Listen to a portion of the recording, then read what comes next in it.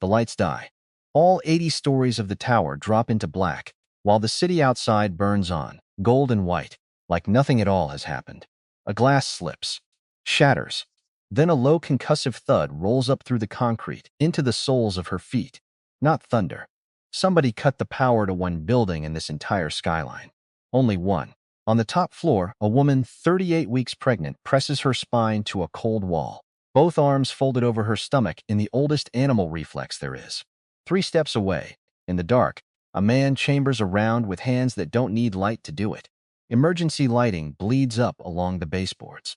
Red, thin as watered blood. Out in the hallway, boots. Steady. Many. 3 weeks ago, she was wiping down a counter at a highway diner where nobody knew her real name. The steel door begins to swing shut, and the first contraction hits. 2:14 in the morning. That was what the clock on the wall said. Except the clock ran 3 minutes fast. Had run 3 minutes fast for 11 years. Nobody at the Blue Anchor Diner had ever bothered to fix it. Because why would they? Because out here, on the edge of the county, where the highway thinned to 2 lanes, and the streetlights simply gave up, time didn't mean very much at all. Grace Bennett wiped the counter. Slow circles. Gray rag, gray water, gray light bleeding in from the sign outside, buzzing like something dying by inches. Her back ached. It always ached now. 34 weeks of carrying a child does that to a woman. Presses down on the spine like a hand that refuses to let go. She didn't complain. Not out loud. Complaining was a language she'd stopped speaking 8 months ago, the day she signed her name to a piece of paper and became nobody's wife. Nobody's problem. Nobody's property. Except the baby chose that moment to move. A slow roll beneath her ribs. So she pressed her palm flat against the curve of her stomach and whispered, "One more hour, little one. That's all I've got left in me tonight." The diner smelled like burnt coffee and bleach and the ghost of 1,000 fried breakfasts. 2 truckers slept in the back booth, hats pulled low over their eyes. One cab driver at the far end of the counter, nursing coffee gone cold an hour ago, staring at a muted television playing infomercials to nobody at all. This was safe. This was invisible. This was the life Grace had built for herself out of nothing but a suitcase, $31, and a stranger's kindness, in a town where nobody asked questions because nobody wanted their own questions asked back. 8 months of this. 8 months of learning a whole new grammar for survival. Which shifts paid best, which regulars tipped, and which ones only pretended to reach for their wallets. Which motel manager 2 towns over would take cash without a name on a ledger, and for how long, and what he expected in return for looking the other way. She had learned to sleep sitting up in bus station chairs, learned to recognize the particular silence of a town too small to have secrets, and how to disappear inside that silence anyway. She had learned, too, the exact geography of her own exhaustion, which muscles gave first, how far she could push her feet before her lower back simply refused to carry her another step. Walt had noticed that, somewhere around month 6, and started leaving a folding chair behind the counter where the manager wouldn't see it on the security camera, and never once said a word about why. Because that was Walt. Because kindness, out here, didn't announce itself. It just showed up quietly and left before you could thank it properly. She had walked into this diner on her 3rd day away from everything she'd ever known, with no resume worth the paper, no references anyone could call, and a story about a bad marriage that was, technically, entirely true even if it left out the part about which family the marriage had belonged to. Walt hadn't asked for more than that, had looked at her, swollen ankles and all, standing in the doorway with a suitcase and a face that hadn't slept properly in 3 days, and said only, "Can you carry a tray without dropping it?" And when she'd said yes, he'd handed her an apron and never once brought up the subject again. She'd asked him once, months later, why he never pressed for more. He'd shrugged, wiping down the same section of counter he always wiped when he didn't want to look directly at whoever he was talking to, and said that everybody who ended up working graveyard on this stretch of highway was running from something, and it was rarely his business to ask what, and even more rarely his business to care. What mattered, he said, was whether you showed up on time and didn't steal from the register. Everything else, a man learned to leave alone. She had loved him a little for that, in the quiet, grateful way you love anyone who lets you exist without an explanation. She thought about her mother sometimes, standing at this counter at 2 in the morning. Wondered what the woman who'd raised her would say, seeing her daughter a Cain by marriage, a woman who had once worn a single earring worth more than this diner's monthly rent, down on her knees, scrubbing syrup off cracked linoleum. Her mother had never approved of the marriage. Had said, more than once, in the careful, clipped way, she said anything that frightened her, that some men build kingdoms because they're trying to bury something, and you never want to be standing on the ground when they finally succeed. Grace hadn't understood what she meant. Not then. She understood it a little better now, though not nearly as well as she was about to. And she would have stayed invisible, except the bell above the door rang. She didn't look up. Didn't need to. You learn things, living the way she lived. You learn the difference between the shuffle of a trucker's boots and something heavier. Something that walks into a room like it already owns it. Cold air swept in behind the sound. Rain riding on it. And beneath the rain, something colder still. Faced the door. A man's voice. Flat, practiced. The kind of voice that had given that exact order 100 times before and never once needed to raise itself to be obeyed. Grace's hand froze on the rag. She knew that voice. Not the one who'd spoken the other one. The one standing behind him, silent so far, and somehow she knew him anyway. Knew it the way you know a storm before the sky even turns, just from the way the air goes still and wrong all at once. Don't look up. Keep wiping. Maybe 50 extra pounds and a uniform the color of a school bus and 8 months of grease worked into her hair would be enough to hide behind. Maybe. Coffee. Black. Bring the pot. Not his voice either, Frankie. Damon's shadow. Damon's blunt instrument, the one who did the talking, so his boss never had to waste his own breath on small men. Which meant Damon was here.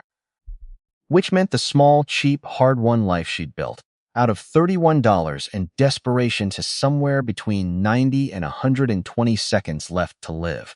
She reached for the glass carafe with a hand that refused to stop shaking. Coffee sloshed as she poured, hot drops scattering across her knuckles, and she barely felt the burn because every nerve in her body was screaming at her to run, and her legs, heavy, swollen, traitorous, simply would not listen. She turned, and there he was. Damon Kane, standing between the door and the counter like he'd been carved there.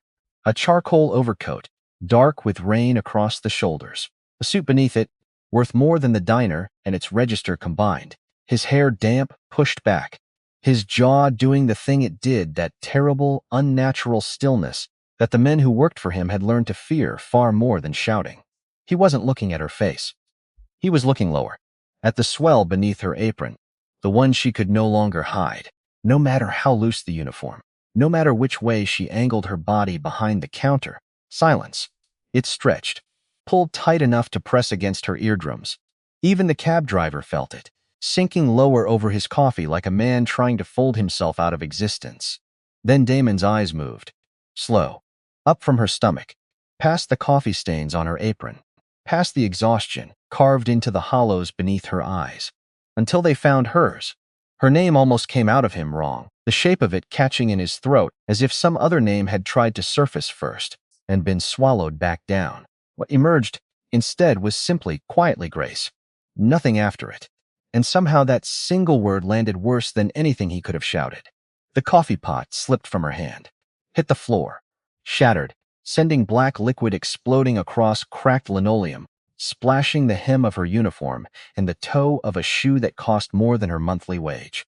Neither of them looked down. "Sir, you can't be back here." Walt Duggan's voice, high and startled, poking out from the kitchen pass, spatula still in hand. Counters closed for cleaning. Damon didn't turn his head. He raised one gloved hand half an inch, and Frankie was already moving, sliding smoothly between Walt and whatever was about to happen with the easy grace of a man who'd done this 1,000 times before. "Go on back, buddy," Frankie said low, almost gentle. "Stay in the kitchen." Walt saw the shape of something beneath Frankie's jacket. Walt was not a brave man, but he was smart enough to know the difference between brave and stupid. He vanished. Damon stepped around the counter. Glass crunched beneath his shoe. He didn't seem to notice, or didn't care, crossing into the narrow space that belonged to her territory, small and cheap and hard-won, as though it had never belonged to anyone but him at all. He stopped inches away, close enough that she could smell rain on wool, and beneath it cedar, and beneath that something sharper, metal. Gunpowder, maybe, though she told herself she was imagining it. You're supposed to be in Geneva, he said.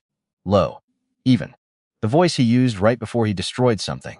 Her spine hit the cold glass of the pie case behind her. She crossed her arms over her stomach, an old animal reflex, protecting the one thing that mattered.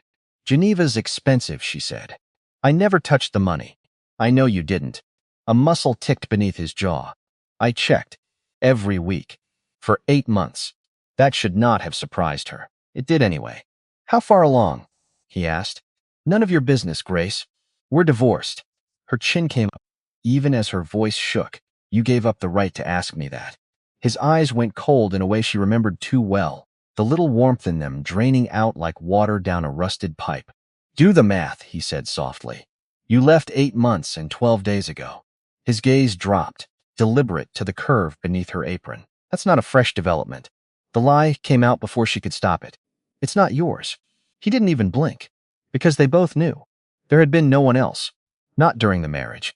Not in the grinding, desperate months since. The lie sat between them, already rotting. Damon didn't bother arguing it. He simply looked at her, the stains on her hands, the cheap shoes, the hollows under her eyes, and something in his expression shifted from fury into a kind of surgical, terrible calm. You've been living in a basement, he said. Not a question. Working graveyard shifts in a diner that serves truckers and men running from something. No car. No security. I had freedom. You had a death wish. He straightened. Get your coat. No. Panic cut through the fog of exhaustion, sharp and sudden. No, I'm working. My shift ends at 3. Your shift ended, Damon said, the moment I walked through that door. She would remember later how fast it all went. How 8 months of careful brick-by-brick survival could be dismantled in under 3 minutes by a man who never once raised his voice past a murmur. Frankie found Walt in the back, paid him cash for the broken carafe, for the trouble, for whatever silence money could buy, and told him Grace was resigning effective immediately. She backed away when Damon rounded the counter into the narrow kitchen, her hand finding a serving spoon behind her, a laughable weapon. She knew it even as she gripped it, tin against a man who kept a custom pistol holstered beneath that beautiful coat. Don't come any closer. Her voice cracked. I'll scream. I'll call the police. The police in this district work for me. He said it without cruelty. Just fact, flat and final. And screaming will only upset the child. He looked at the spoon, then at her eyes. You hid my child from me. His voice didn't rise. Didn't need to. The words landed like something physical, pushing the air clean out of her chest. You stole my blood, he said. You put him in a grease pit on the edge of the city where any man with a grudge against me could have found the both of you. They wouldn't have found me. Tears now, hot and furious, blurring her sight. Because I was dead to you. You made sure everyone believed that. You're carrying a cane. He pointed at the floor, at the filth, at the shattered glass. Right here. In this, I put your child out of reach. Her breath came ragged. I didn't want him raised in a fortress. Didn't want him checking the underside of cars before he learned to tie his own shoes. There is no normal life for us, Grace. He reached out, faster than her heavy body could react, and gripped her wrist not hard enough to bruise, firm enough to still her completely. He lifted the spoon from her shaking fingers and set it on the counter with a soft, deliberate click. Coat, he said. Now. She didn't move, because her legs had stopped listening to her sometime in the last 30 seconds, because the fight had drained out of her all at once, the way water drains from a tub, slow and then suddenly gone. Damon, barely a whisper. Please, I can't go back to that house. I can't live like a ghost in a museum again. Don't make me do this. For one fractured heartbeat, his grip loosened. His eyes moved over her face, the hollows beneath her eyes, the gray where color used to live. He remembered her radiant once, draped in silk, guarded by an army of men whose only job was to keep the world's ugliness 1,000 feet from her skin. Now she looked like something that had crawled out of a war. He had let her go because she'd begged him to, because she'd cried on the marble floor of his study and told him his world was rotting something soft and necessary inside her. He had believed her enough to open the cage. He had thought his money would be enough to keep her safe out there. He had been wrong. You're not going back to the estate, he said. Flat again, final. You're coming to the penthouse. It's secure. My things, I'll buy you new things. I have a life here. You have a survival strategy. His hand moved to her elbow, firm, unstoppable, and a poor one. He walked her to the break room. Small, foul-smelling, lit by one flickering bulb. Her locker stood dented in the corner, and when he opened it, the thin gray coat she'd bought secondhand for $4 hung there like an accusation. Disgust moved across his face. He grabbed it by the collar and dropped it into the trash beside the lockers. Hey, she lunged. Her belly caught his arm and stopped her short, and before she could argue further, he was already shrugging out of his own coat the charcoal wool, still warm from his body, and settling it over her shoulders. It swallowed her whole, fell past her knees. It smelled like him, which was the cruelest part of all of it. The SUV waited at the curb, black, armored, headlights cutting hard white lines through the rain. She climbed in clumsy with the weight she carried, hauling herself up onto leather softer than anything she'd touched in 8 months, and the door shut behind her with a heavy, airtight thud that sealed out the storm completely. Silence. Total. Suffocating. Damon slid in beside her. Didn't look at her. Stared straight ahead as the vehicle pulled smoothly away, leaving the flickering neon of the diner behind in the rearview mirror. She pulled his coat tighter around her shoulders and watched the dark trees blur past the glass. She thought of all the small towns she'd passed through before this one settled into something like permanence. A gas station, outside a town whose name she'd already forgotten, where she'd slept in the restroom for 2 hours because the attendant took pity on her and didn't ask questions. A church food pantry where a volunteer had pressed an extra can of formula into her bag before she even knew she'd need it, 6 months before the baby was due, as though the woman had simply looked at her and understood everything Grace hadn't said out loud. Strangers, all of them, who had given her small, unremarkable kindnesses that had cumulatively kept her alive and her son growing inside her through 8 months that should, by any reasonable measure, have broken her. None of that mattered now, sealed inside leather and steel, and the specific quiet of a man who had once again decided her life belonged to him. She wondered, watching the dark trees blur past, whether any of those strangers ever thought about the pregnant woman who'd passed through their lives for an afternoon, whether they'd ever know how far that small kindness had carried her, or how it had all ended anyway. In the back of an armored car, with a stranger's coat wrapped around her shoulders. 8 months of looking over her shoulder. 8 months of flinching at every idling car, every stranger who glanced twice, every call from a blocked number.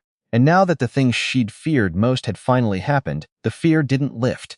It only changed shape, because now she wasn't only afraid for herself. "When's the due date?" Damon said. Not a question. A demand dressed as one. She kept her eyes on the glass. 5 weeks.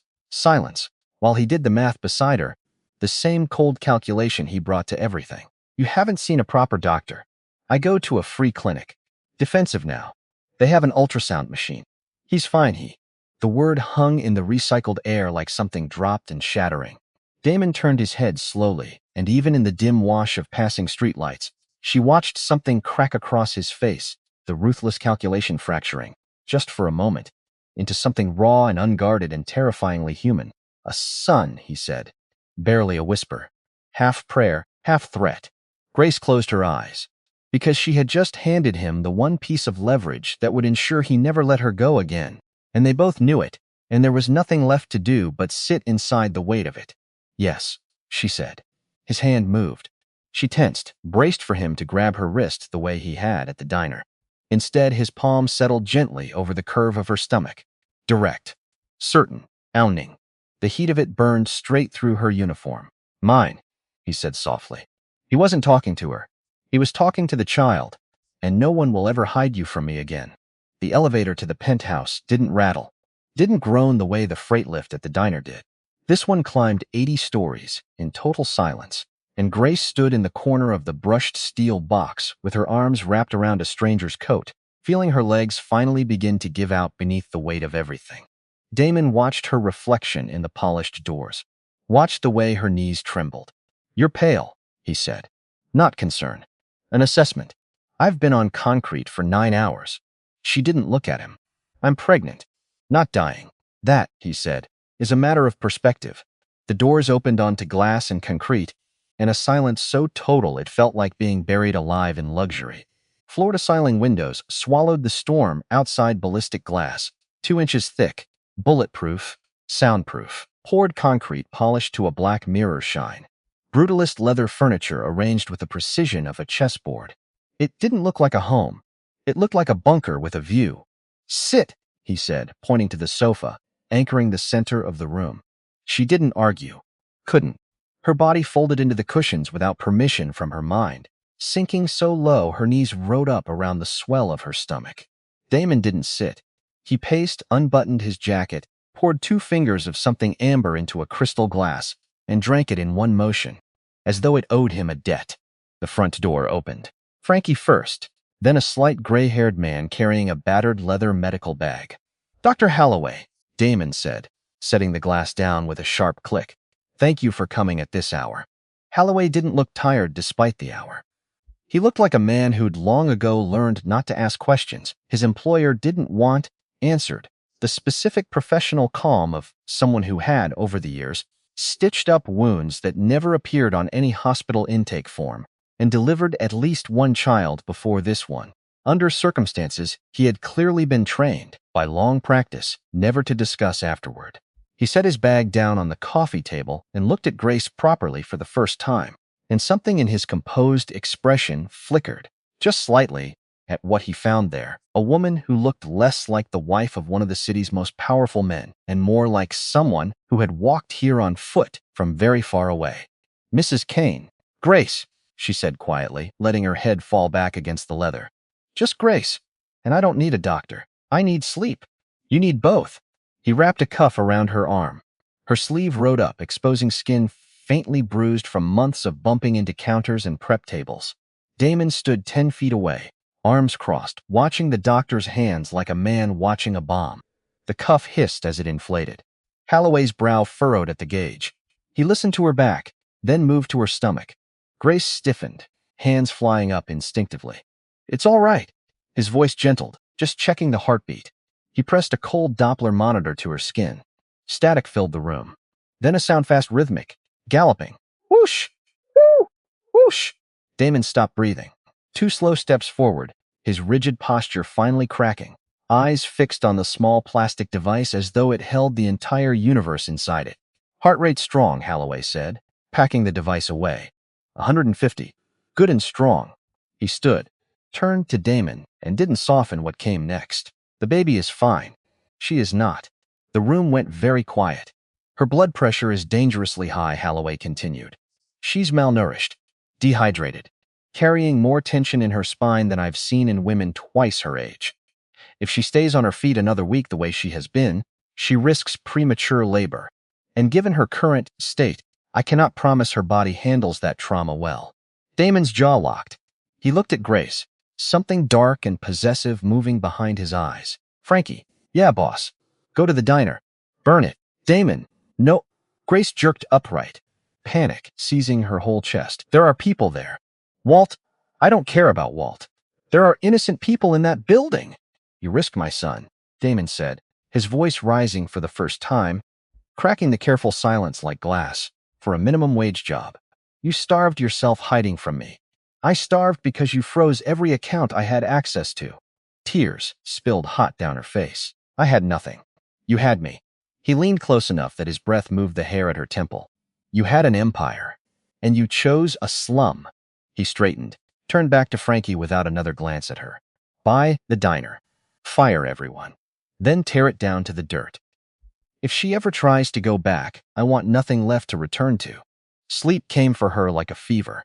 She didn't remember being carried to the bedroom, didn't remember the hands that must have bathed her, dressed her in something soft that smelled faintly of lavender instead of bleach. When she woke, the blackout curtains had sealed the room into total darkness, and she had no idea what time it was, or what day. A lamp clicked on in the corner.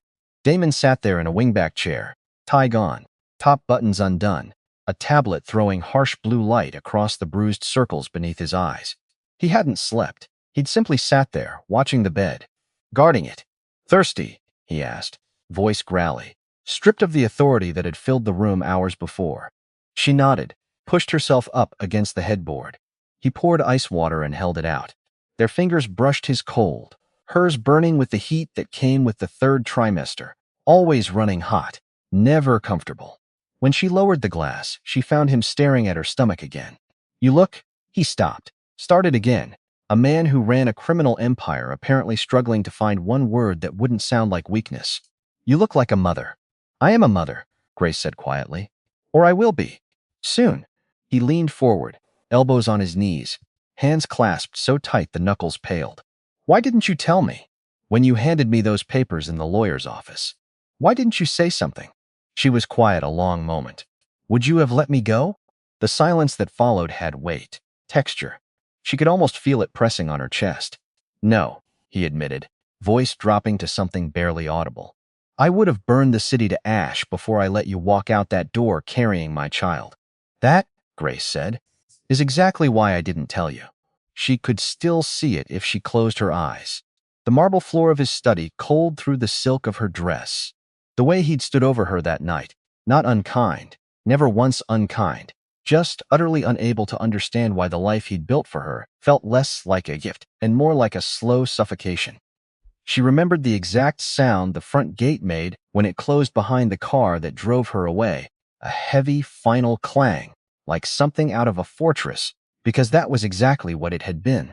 She remembered, too, the last thing she'd said to him, standing in that study with her hand already on the door. Not goodbye. Something crueler and truer than goodbye. "I don't want our children learning to check the underside of cars before they learn to ride a bike." She hadn't known then that there already was a child. Hadn't known for 3 more weeks, standing in a motel bathroom staring at 2 pink lines while a highway hummed outside the window like it was mocking her. She remembered thinking, in that bathroom, that she had 2 choices. Go back and tell him, and watch the cage close around her a second time, this time with a child inside it too. Or disappear so completely that the cage never had the chance to find either of them. She had chosen the second one. Had told herself, every night since, that it was the only choice a mother worth the name could have made.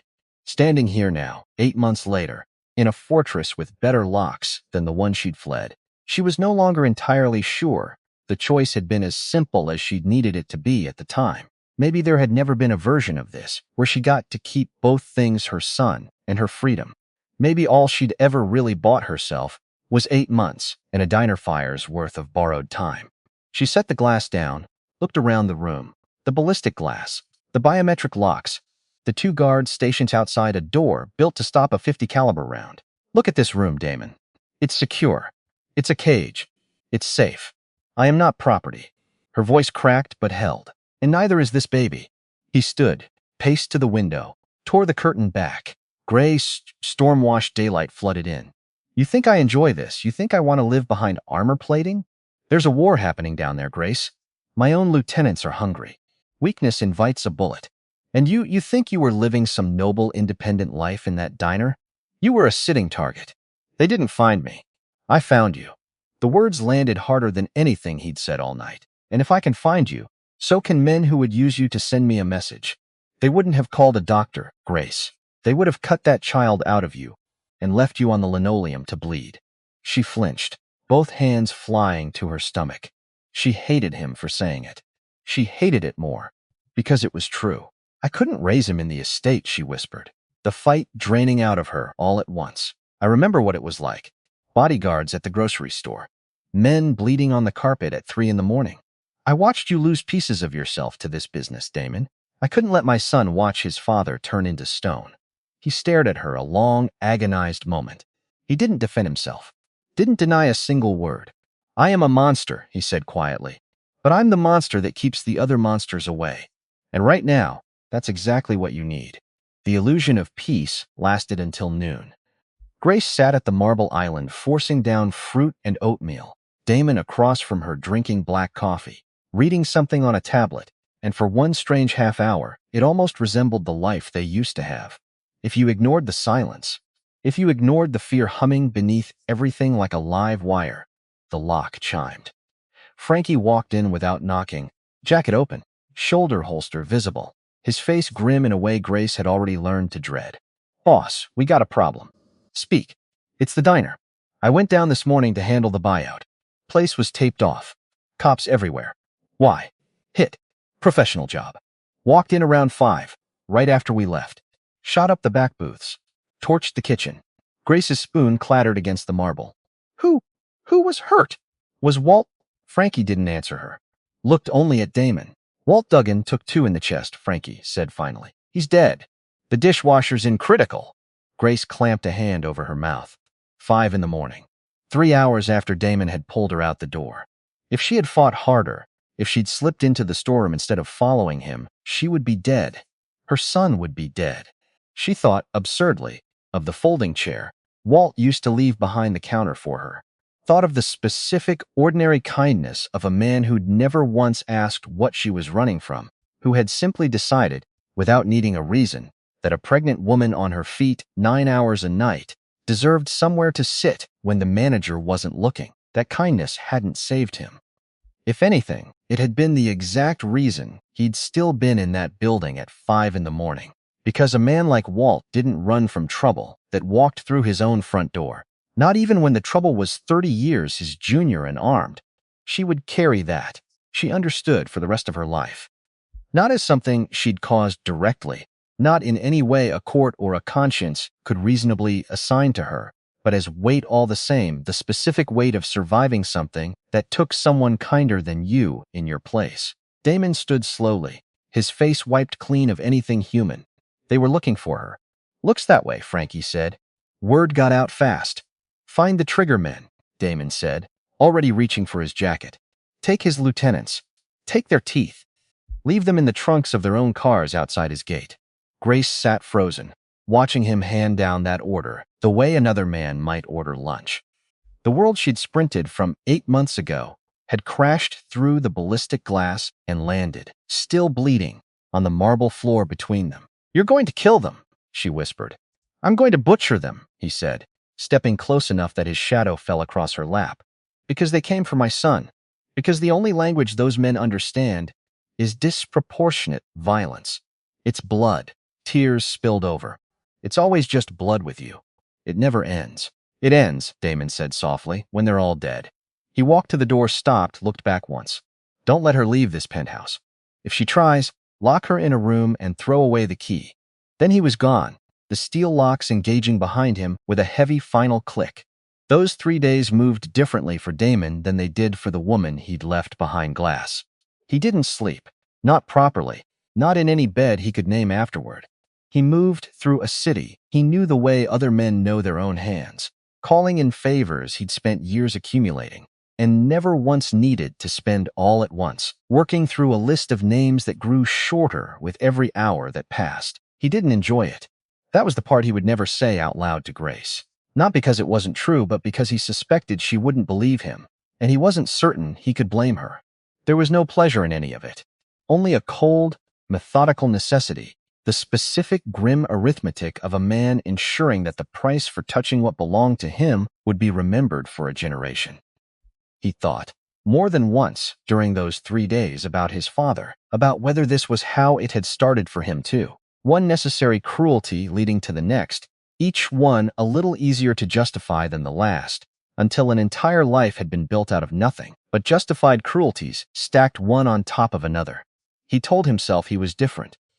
Told himself the violence had a floor, a bottom, an end point he would recognize when he reached it.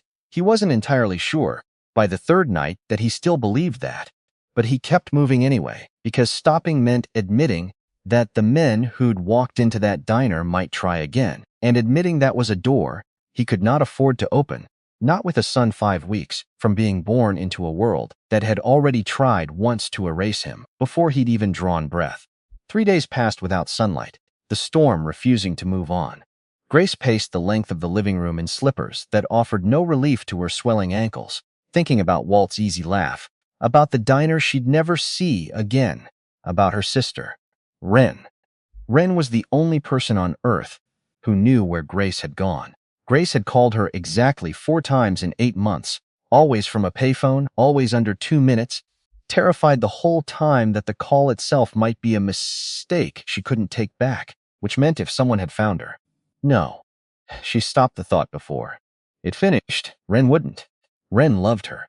Some things a person simply doesn't do to family, no matter what. Except Wren had always struggled. Oud people things. A landlord. A boyfriend not worth the gas it took to leave him. Grace pressed her palms to her eyes and told herself to stop. Not everything was a conspiracy.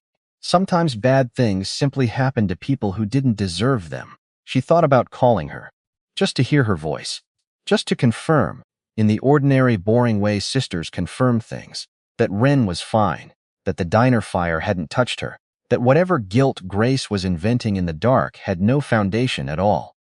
Except there was no phone in this room that wasn't monitored by someone Damon trusted more than he trusted her. Except even if there had been, what would she say? Hey, it's me, the woman who ruined your life 8 months ago by asking you to lie to a man who burns diners to the ground. Are the men outside your apartment new? Or have they always been there, and I simply never let myself notice? So she'd taste instead. Kitchen to sofa. Sofa to the oak doors. The two guards by the elevator watched her, without watching her. The specific professional courtesy of men, paid enough not to ask a pregnant woman why she was wearing a trench in the carpet at 3 in the morning. On the second night, she found herself standing at the window, with her forehead pressed to glass, thick enough to survive an artillery shell, staring down at a city that had no idea a war was gathering itself somewhere beneath its ordinary Tuesday traffic. She thought about Walt's funeral, which she hadn't been allowed to attend. Thought about whether anyone had shown up at all for a man who spent 30 years being kind to strangers passing through on their way to somewhere better. By the third night, the guilt had curdled into something closer to rage, and she wasn't entirely sure at whom. At Damon, for making her a target worth burning a building over. At herself, for ever believing a highway diner could be far enough. At a man with a gold ring she had never met and couldn't picture, who had apparently decided her unborn son was worth more than a stranger's life. She didn't sleep well any of those nights. She dreamed, when she did sleep, of coffee pots shattering in slow motion, black liquid spreading across linoleum like something alive, and always, somewhere behind her, Walt's voice calling out that the counter was closed for cleaning, that nobody was supposed to be back there, that whatever was coming through that door had absolutely no business being in his diner at 2 in the morning. It was 4 in the morning. On the fourth night, when the elevator chimed, Grace froze by the window, arms wrapped around her stomach. The doors slid open and Damon walked in looking nothing like the immaculate king who'd stood in the diner. He moved with a heavy, dragging limp. His shirt hung open, soaked through not a fine mist, saturated, drying stiff and rust-colored across his chest. His knuckles were split, raw, swollen. He stopped in the foyer, breathing hard, head bowed, watching a drop of red slide from his smallest finger to dot the concrete floor. Go back to bed, Grace. His voice sounded dragged over gravel. He turned toward the guest bathroom, deliberately keeping his distance, treating himself like something contagious. Grace stood rooted to the spot. Every instinct told her to run, to lock the door, to hide from whatever this man had done in the dark, to protect them. She closed her eyes, saw Walt's face, kind and easy, sneaking her an extra slice of pie on a slow Tuesday. Dead because of her. She followed the trail of blood down the hallway.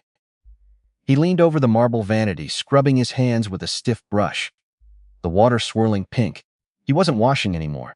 He was punishing. You're going to tear the skin off, she said softly. I told you to go to bed. And I told you, she said, stepping in, that I'm not your property.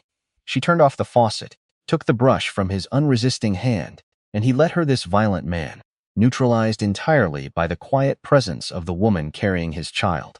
She wet a towel, worked it gently over his split knuckles. Did you find them? She asked.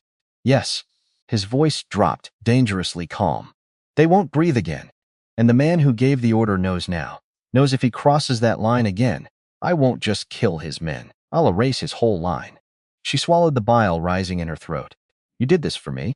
I did this, he corrected, meeting her eyes, because it's the only currency my world accepts. He braced both palms on the sink, head hanging. I tried to build a wall, Grace. Keep the blood on the outside, you on the inside. I thought money was enough. I was a fool. Blood always finds a way under the door. That's why you ran. I ran, she said quietly, because I was drowning. She placed a hand on his back, felt the muscles coiled tight as industrial springs. I couldn't breathe in that house. Couldn't look at you and pretend I didn't know how the bills got paid. And now? Now, Grace said, her hand dropping to rest on her stomach. I understand something I didn't before. Out there, the wolves don't care if you're a good person. They just want to eat. She looked at the pink-stained towel in her hands. You're a monster, Damon. But you're the father of this child. And if the choice is between you and the men who burned that diner, she drew a shuddering breath. I choose you. He stared at her. The air in the small room shifted, heavy with something unspoken, something with no name and no comfortable ending. He didn't smile, didn't pull her into anything resembling romance. The reality of their lives was too ugly for that. He simply covered her hand with his clean skin over the swell of her belly. I will never let them touch you, he said.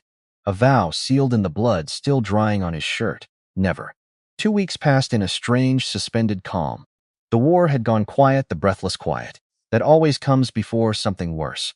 Damon spent his days locked in meetings Grace was never invited to. His evenings pacing with his phone pressed to his ear, speaking in a language of code words that told her nothing except that whatever was coming hadn't come yet. Some of those days were almost gentle, in a way neither of them said out loud for fear of jinxing it. Damon started coming home earlier. Not much earlier, an hour. Sometimes two, but enough that they fell into a small, strange routine neither of them had planned.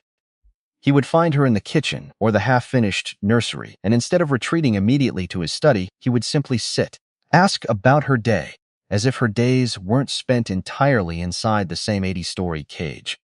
Watch with a kind of quiet, helpless fascination as she rested a hand on her stomach and reported the specific gymnastics their son had performed that afternoon. Once he brought home a crib, assembled it himself, badly, in the middle of the night, cursing at an instruction manual written by someone who had clearly never held a screwdriver, while Grace sat in the rocking chair and laughed for the first time, in longer than either of them could remember. It didn't fix anything. It didn't undo the diner, or Walt, or the 8 months, or the $60,000 still quietly bleeding somewhere out of an account neither of them yet knew belonged to a man who'd held Damon's father's coat at 3 funerals. But it was for one strange hour past midnight, something close to ordinary, something close to what either of them might have imagined, once, before either of them understood what the word family would eventually cost. She was 36 weeks now. The pressure in her spine had become a constant companion, and she had started quietly to watch, because something about the diner attack still didn't sit right. 3 hours, only 3 hours between Damon pulling her out and men walking in with guns and gasoline. That wasn't luck. That wasn't a lookout noticing a black SUV on a lonely highway. That was information precise, fast, already in someone's hands, before Damon had even gotten her behind reinforced glass, which meant the leak wasn't new. She thought of Ren again, tried to push it away, failed again. It was a Thursday evening when Frankie walked in with a look Grace had already learned to dread. He set a phone on the counter, a video, paused on a grainy frame. A woman outside a rundown apartment building, 2 men flanking her, close in the way that wasn't friendly at all. Grace's stomach dropped. That's Ren. That's my sister. Damon pressed play. A man's voice, low, almost bored. Your sister's rich boyfriend wants to know where his wife's been sleeping. You tell us. We forget what you owe. You don't. A pause, heavy with implication. Landlords aren't the only people who come knocking at 3 in the morning. Ren's voice, shaking. I don't know anything. I swear he calls. The man cut in. 4 minutes total. Payphone outside a laundromat on Route 9. Don't waste our time. The video ended. Silence filled the kitchen, thick enough to choke on. They threatened her, Grace whispered. They didn't buy information. They threatened her life to get it. Filmed 2 days ago, Frankie said. Before the fire. Before you were ever found. 2 days, Grace repeated, cold moving through her chest. That's before any of this. Damon stood very still, staring at the frozen image of a terrified young woman on a cracked screen. Something moved behind his eyes, not the cold calculation Grace had come to expect, but something closer to recognition. She didn't sell you out, he said quietly. She was scared into it. There's a difference. I know that. Grace's voice broke. But it doesn't change what happened. No, Damon said. It changes who I'm hunting next. He looked at Frankie. Bring her in. Tonight. I don't care what it takes. Grace stood frozen at the counter, one hand pressed to her back, the other resting on the curve of her stomach. Outside, the storm that had followed her back into this world showed no sign of breaking. And somewhere beneath the surface of everything, beneath the fire, beneath the men who'd come looking for a pregnant waitress on a lonely highway, beneath a sister terrified into silence, something older was moving.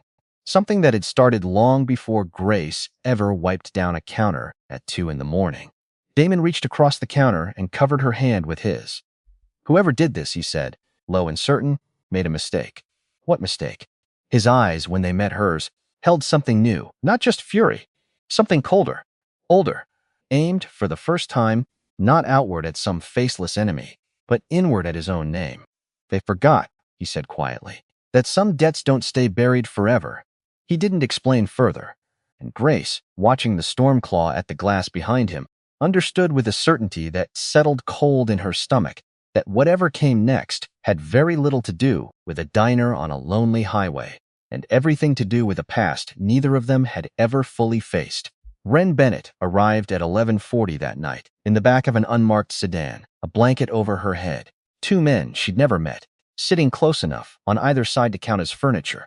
She didn't scream. She'd used up all her screaming 3 days earlier, in a stairwell, with a man's hand wrapped around her wrist, hard enough to leave a bruise shaped like his fingers. After that, screaming had stopped feeling useful. So she sat, quiet, small, watching the city blur past through a gap in the blanket she wasn't supposed to lift, and lifted anyway, because if she was going to die tonight, she wanted to know what street it happened on. Except she didn't die. The car stopped. A door opened. Cold air, then warm air, then an elevator climbing so smoothly she barely felt it. And then the blanket came off, and there was marble under her shoes and glass everywhere, and her sister standing right there, enormous with pregnancy, pale, barefoot, arms already open before Wren's brain had caught up to what her eyes were seeing. Wren, don't. Wren's voice cracked in half. Don't say my name like you're checking if I'm real. You are real, because I don't think I believe it yet. Wren's hands hadn't stopped shaking for 3 days. I keep waiting for someone to grab me again. No one is grabbing you again. I promise you that. You can't promise that. Wren's face pressed into her sister's shoulder, muffled, furious at her own trembling.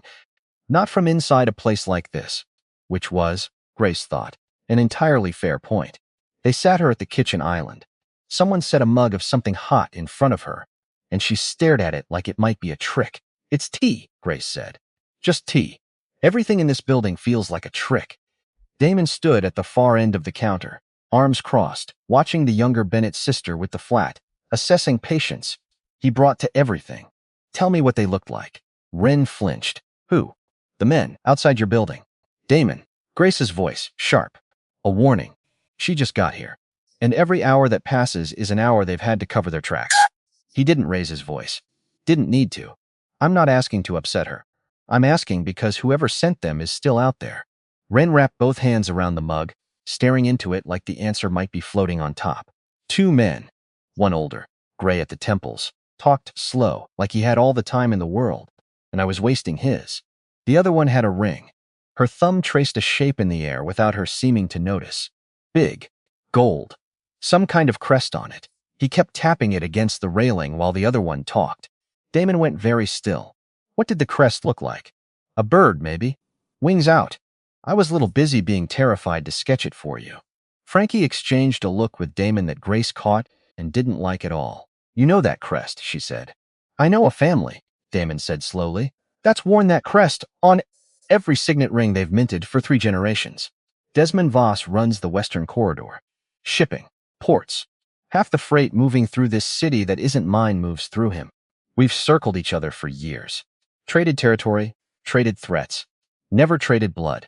Not directly. There's a son, too, Frankie added. Julian. Late 20s. Runs point on some of the smaller shipping contracts, from what our people can tell, though nobody's ever quite been able to say what he actually does day to day. Old man keeps him close, but not close enough to matter, if the rumors are worth anything. Hair in name. Not much else so far. Meaning what? Grace asked. Meaning some sons spend their whole lives standing one step behind their father, waiting to be handed something, Frankie said. And some of those sons get tired of waiting. Until now, Frankie said. Except that doesn't make sense, Grace said, her mind already running ahead of itself. Why would a man like that care about me? I'm nobody to him. That's what I intend to find out, Damon said, and something in his voice told her that was, for tonight, the truest answer she was going to get. They put Wren in a guest room, 3 doors down. She stood in the doorway a long moment before walking in, as though the room might reject her. This is insane, she muttered. You used to sleep on a mattress on the floor, in a studio apartment that smelled like other people's cooking. And now you're this. You're this now.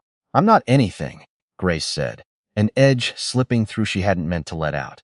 I'm a woman 36 weeks pregnant, hiding from a man I used to be married to, in a building I'm not allowed to leave, waiting to find out if a stranger with a gold ring wants to hurt my baby, over something that has nothing to do with me. Wren was quiet a moment. That sounded pretty specific for someone who says she isn't anything.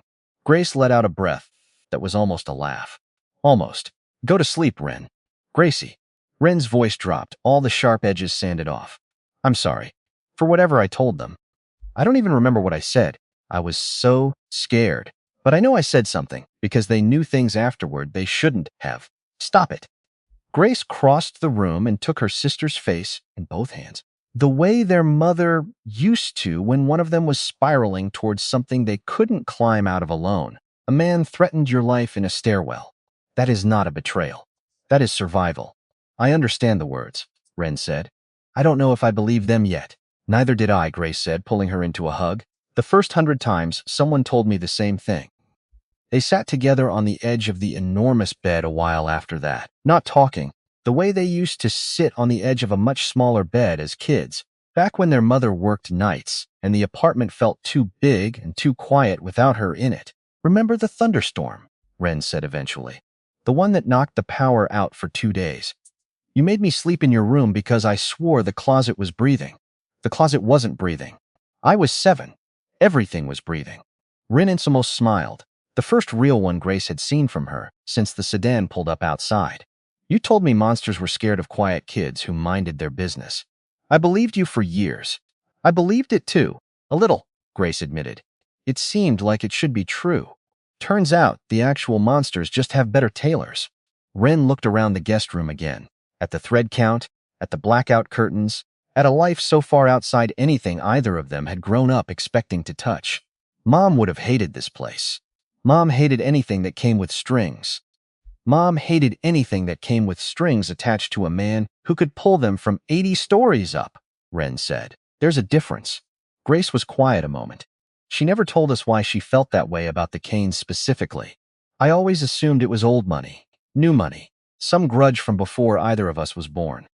Maybe it wasn't a grudge, Wren said softly, not knowing yet how close she was standing to a truth neither of them had uncovered.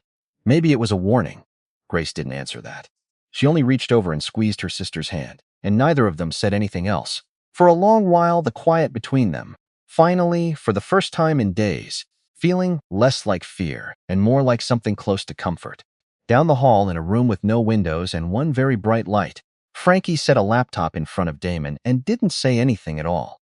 Didn't need to. The screen said it for him. 6 months of financial records. Flagged transfers. A pattern that had taken 3 sleepless nights to isolate, because whoever built it had built it carefully, layered through 4 shell accounts, and a charity that existed on paper and nowhere else. 60,000, Frankie said. Wired in pieces small enough not to trip anything.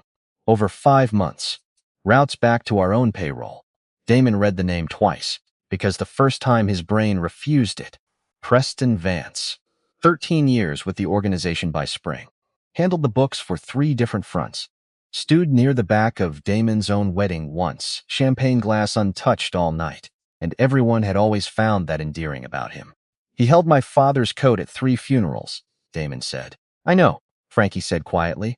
Doesn't change what the money says. Bring him in, Damon said finally. Tomorrow.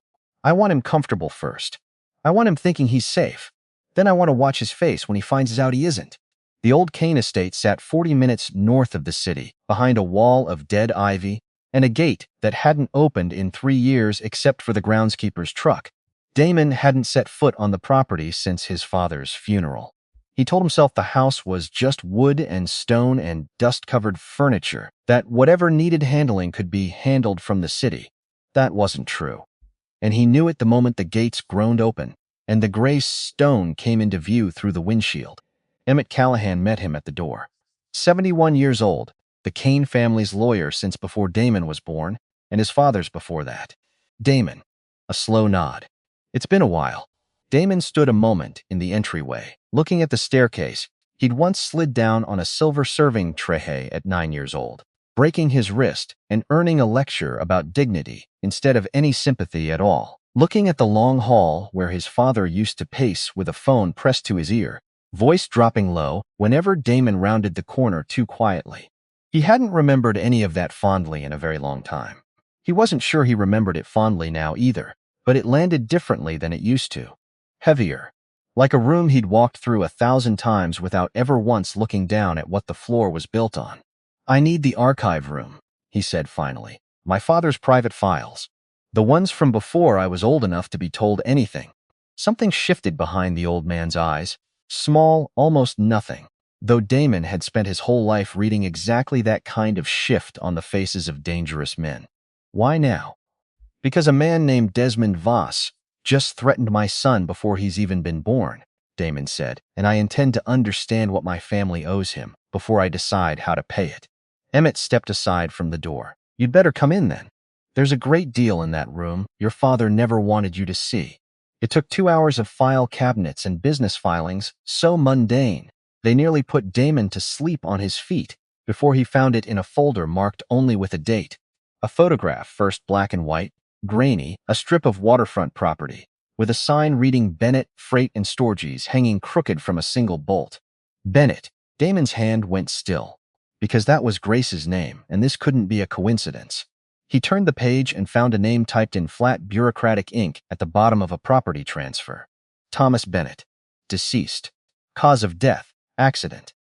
Ruled so by a coroner whose signature appeared, Damon noted with a cold in his stomach, on 4 other death certificates in the same drawer, all 4 connected to men who had once stood in the way of something his father wanted. Emmett. Who was Thomas Bennett? He ran a freight company, Emmett said carefully. Small operation. Waterfront lot your father needed for the Western shipping corridor. He wouldn't sell, so my father took it anyway.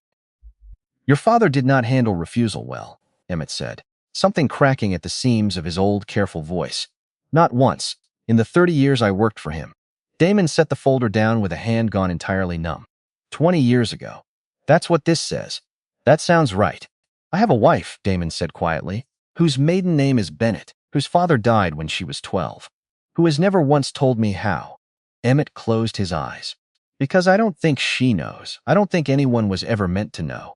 That's the point of a file, like this one. It exists, so the truth stays buried exactly as deep as your father needed it to stay. He didn't remember the drive back to the city. That frightened him more than almost anything.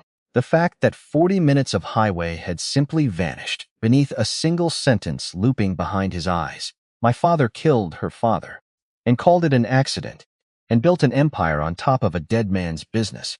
And she has spent her whole life not knowing that the man she married is the son of the man who orphaned her. He didn't go home. Instead, he found himself outside a small cottage on the far edge of the estate grounds, smoke curling from a chimney that shouldn't have needed one on a night this mild. Otis Graham answered in a cardigan 2 sizes too big, reading glasses pushed into thinning white hair. Mr. Kane. A blink of surprise, covered fast. A lifetime of working for dangerous families teaches a person to cover surprise fast. Been a long time you worked for my father. 31 years. Drove him, fixed his fences. Buried a few things I was told not to ask about. Otis's eyes sharpened, cutting through the polite fog. You didn't come here for small talk. No. Come in then. Whatever you're chasing, it's warmer inside than out. The cottage smelled of wood smoke and old books. Otis poured 2 glasses of something dark and set one in front of Damon without asking. Thomas Bennett, Damon said. The old man's hand paused around his own glass. 20 years is a long time for a name to come knocking. Tell me, your father wanted that waterfront lot bad, Otis said finally. Thomas Bennett was a stubborn man. A good one, from what I ever saw. Ran his business clean, paid his men fair. Your father offered 3 times market value. Bennett said no. Said his father built that lot with his hands, and he wasn't selling it to a man he didn't trust, so my father had him killed. Otis didn't flinch from the word. I drove the car that night, he said quietly. Didn't know what would happen inside that warehouse. I sat outside with the engine running because that's what I was told to do. And I heard what I heard, and I never said a word about it for 20 years, because saying it would have meant my own family standing in the same kind of grave. Damon's hands, wrapped around a glass he hadn't touched, had gone white-knuckled. He had a wife, 2 daughters. I know. The older one grew up and married well once. Some big shipping family. Otis let out a humorless breath. Didn't put it together till just now, watching your face. You married her. You married Thomas Bennett's daughter, and never once knew whose hands arranged the wedding. The glass in Damon's hand cracked, not shattered, cracked. A single hairline fracture running its length. He set it down carefully before it could do more damage. I need everything, he said. Every name. Otis stared into his own drink. There's one more name you'll want. Your father didn't do this alone. He had a partner that night. Someone who helped make it look clean.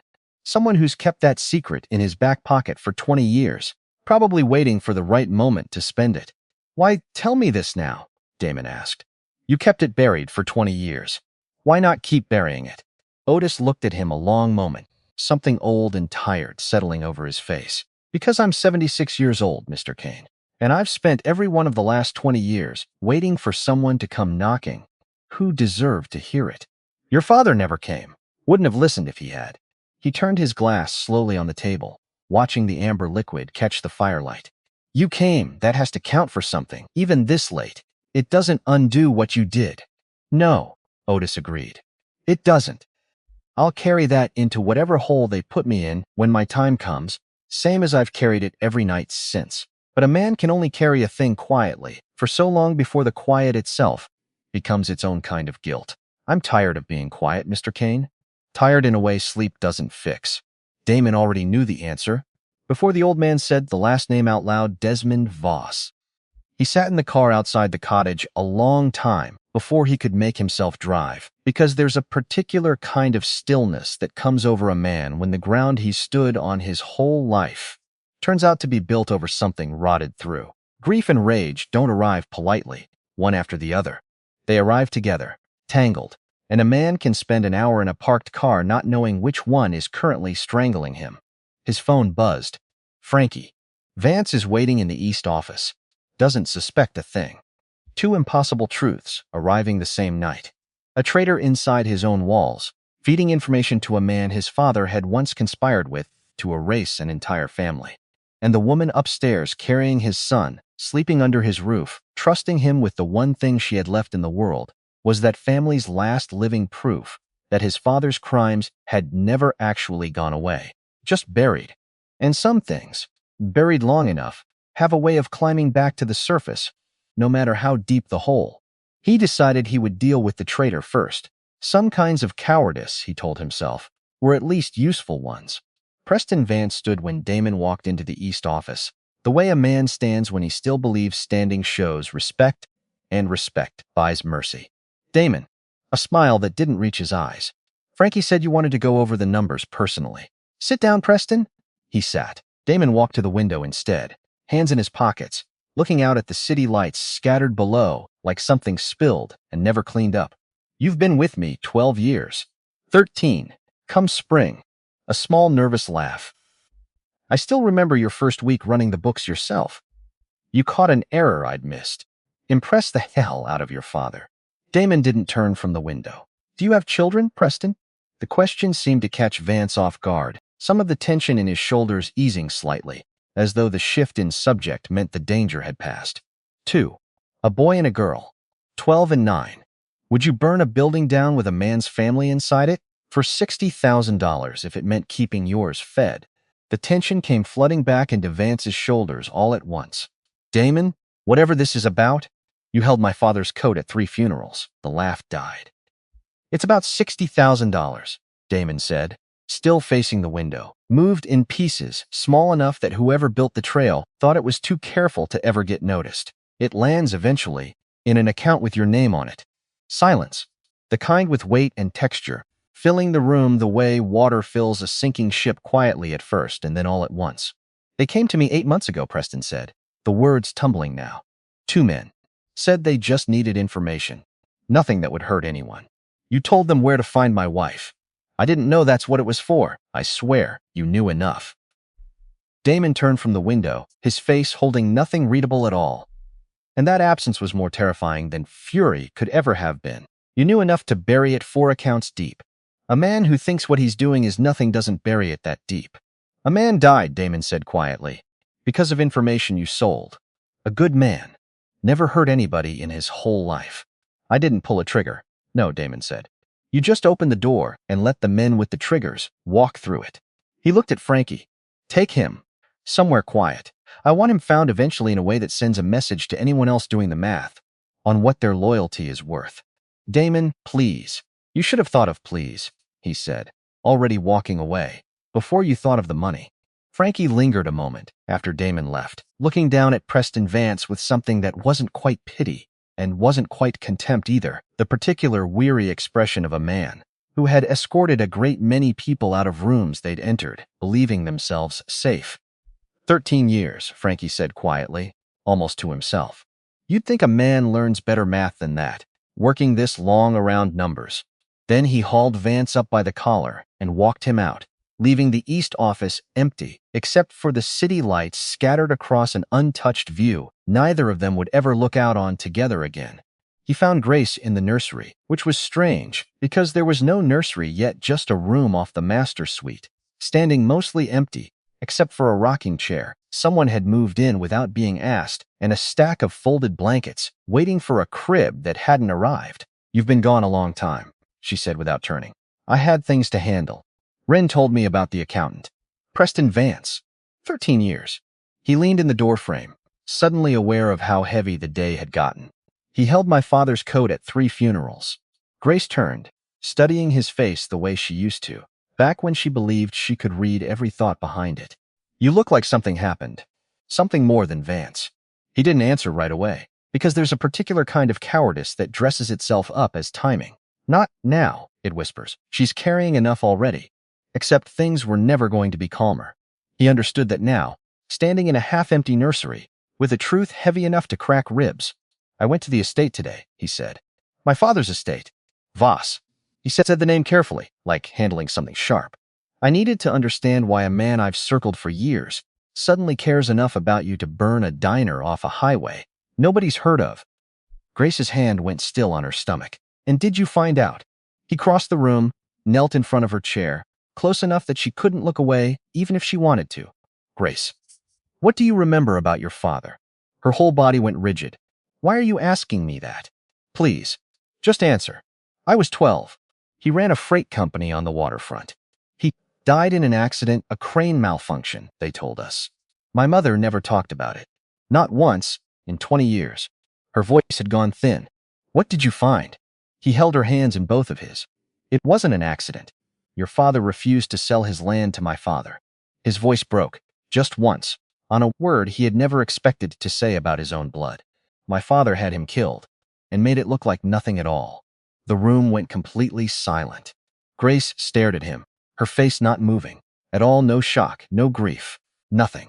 As if her whole body had forgotten how to process something this large. Then it broke, all at once, like something finally giving way after holding too much weight for too long. No, the word cracked in half. My mother said it was an accident. She may not have known the truth, or she was told to believe it. I have the file, Grace. I spoke to a man who drove the car that night. 20 years. Her voice climbed to something raw. I grew up believing my father died in some senseless accident, and the man who did it was my father? Damon finished for her, because someone had to. Yes! She didn't scream, didn't throw anything. She simply pulled her hands from his, slowly, wrapping both arms around her stomach, curling forward as something inside her chest had physically collapsed. I need you to leave, she whispered. Grace, please. Her voice cracked wide open. I can't look at you right now. I need a minute where I'm not looking at the son of the man who killed my father. Damon stood, every part of him screaming to stay and fix something that couldn't be fixed tonight. I'm sorry, he said at the door. I know that means nothing coming from a Kane. But I am sorry, Grace. More than I know how to say. She didn't answer. He left. She cried until there was nothing left to cry with. And then, Because grief has a strange habit of turning into something else once it runs out of fuel. She sat with a different feeling in its place. Not forgiveness, not yet, maybe not ever, but something closer to clarity than she'd felt in 8 months. Because if Desmond Voss had known this secret for 20 years, kept it in his pocket like a loaded gun, then whatever he wanted now had nothing to do with punishing Damon. It had to do with something he'd wanted for 2 decades, and had simply been waiting for the right moment to take. Morning came gray and heavy. Grace found Damon in the kitchen at 6, already on his third cup of coffee, dark circles carved beneath his eyes. You didn't sleep. Neither did you. I want to see the file, Grace said finally. He was my father. I'm done letting other people decide how much of my own history I'm allowed to know. He crossed to the study, returned with the folder, set it in front of her without a word. She read the forged signature on the property transfer, the coroner's report, and then found a photograph her father, younger than she remembered, hand resting on the shoulder of a little girl, squinting into the sun, caught forever. In a moment neither of them had known would become evidence 20 years later. Grace pressed a hand over her mouth. I don't remember this being taken. I'm sorry, Damon said, knowing it was inadequate even as he said it. It doesn't undo anything, Grace said, closing the folder slowly, her eyes wet but steadier than he expected.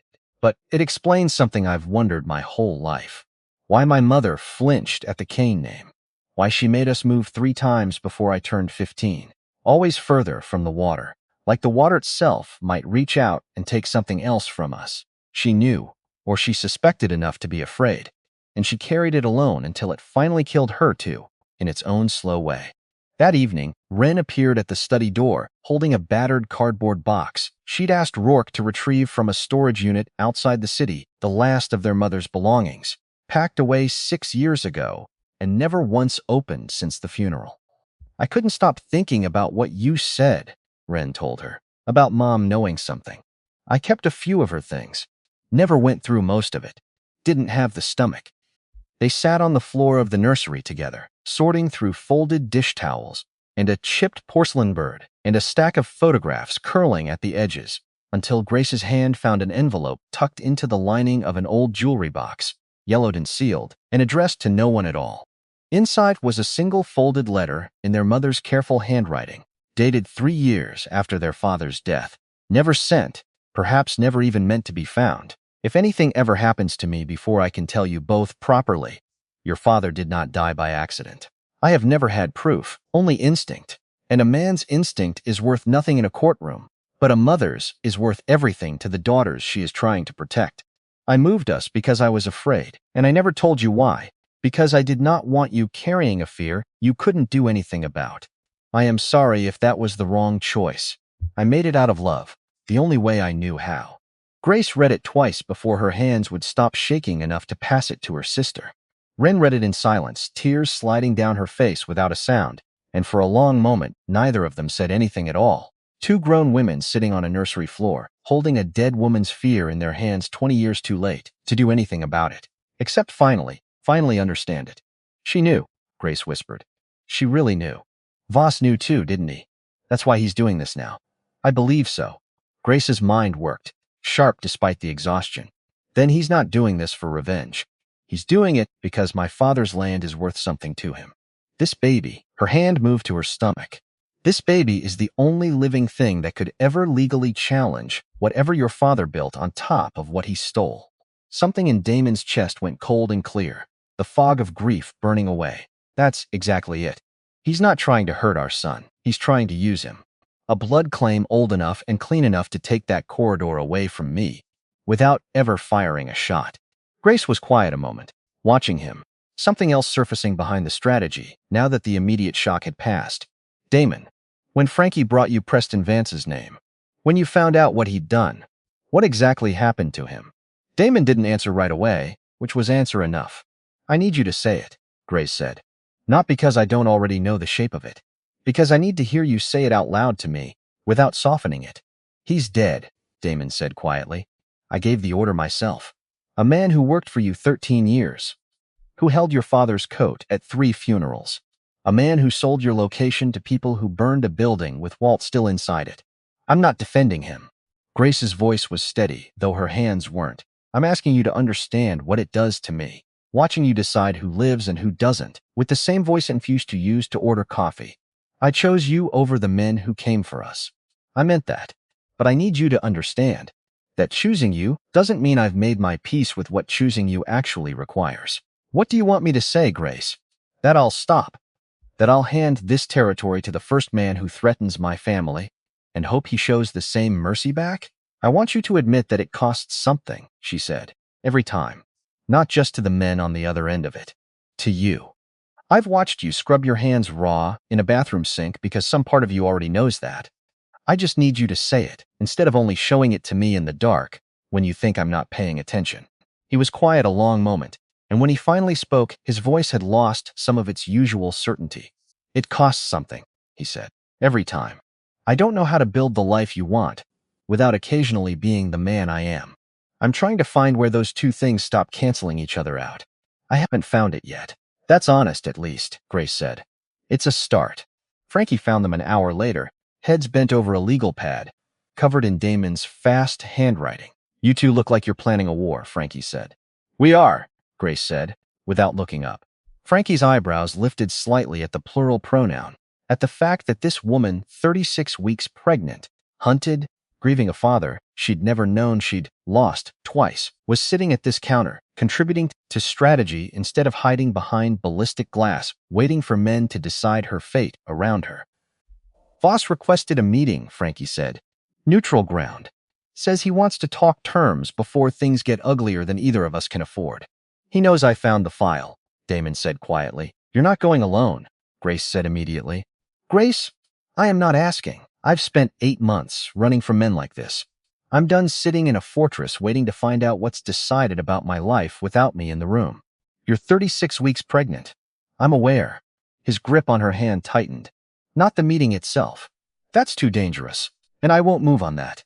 But everything after it. Every decision from here forward. You're in the room, Grace. I promise you that. It wasn't everything she wanted, but it was, she understood, the most honest promise this particular man had ever made her. The meeting took place at a restaurant closed for the evening.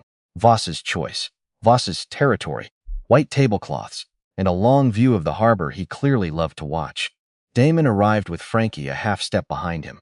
Desmond sat already waiting, a glass of wine untouched, Julian standing at his shoulder with the restless energy of a young man who hadn't yet learned to sit still through a negotiation. Damon, Desmond gestured to the empty chair.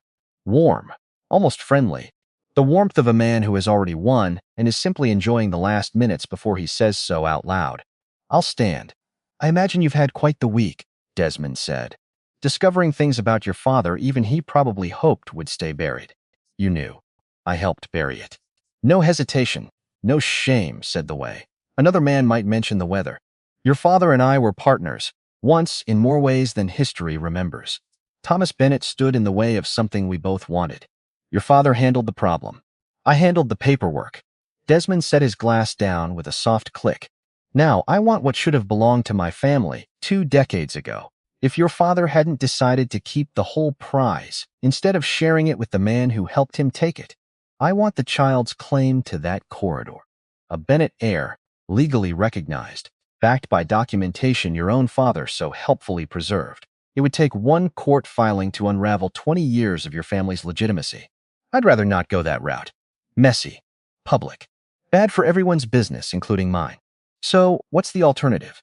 You hand over operational control of the Western Corridor, quietly, and in exchange, the documents connecting your father to Thomas Bennett's death disappear entirely. Your son grows up with a clean name.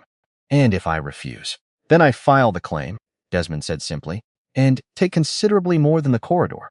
You threatened my wife, Damon said quietly. You put a gun to her sister's life in a stairwell. You had a diner burned and an innocent man killed, all to force this exact conversation. I did what was necessary to bring you to a table you would never have sat at willingly. Then hear this clearly. Damon leaned forward, both hands flat on the tablecloth. I will burn every ship in your fleet before I hand you 1 inch of that corridor as a threat.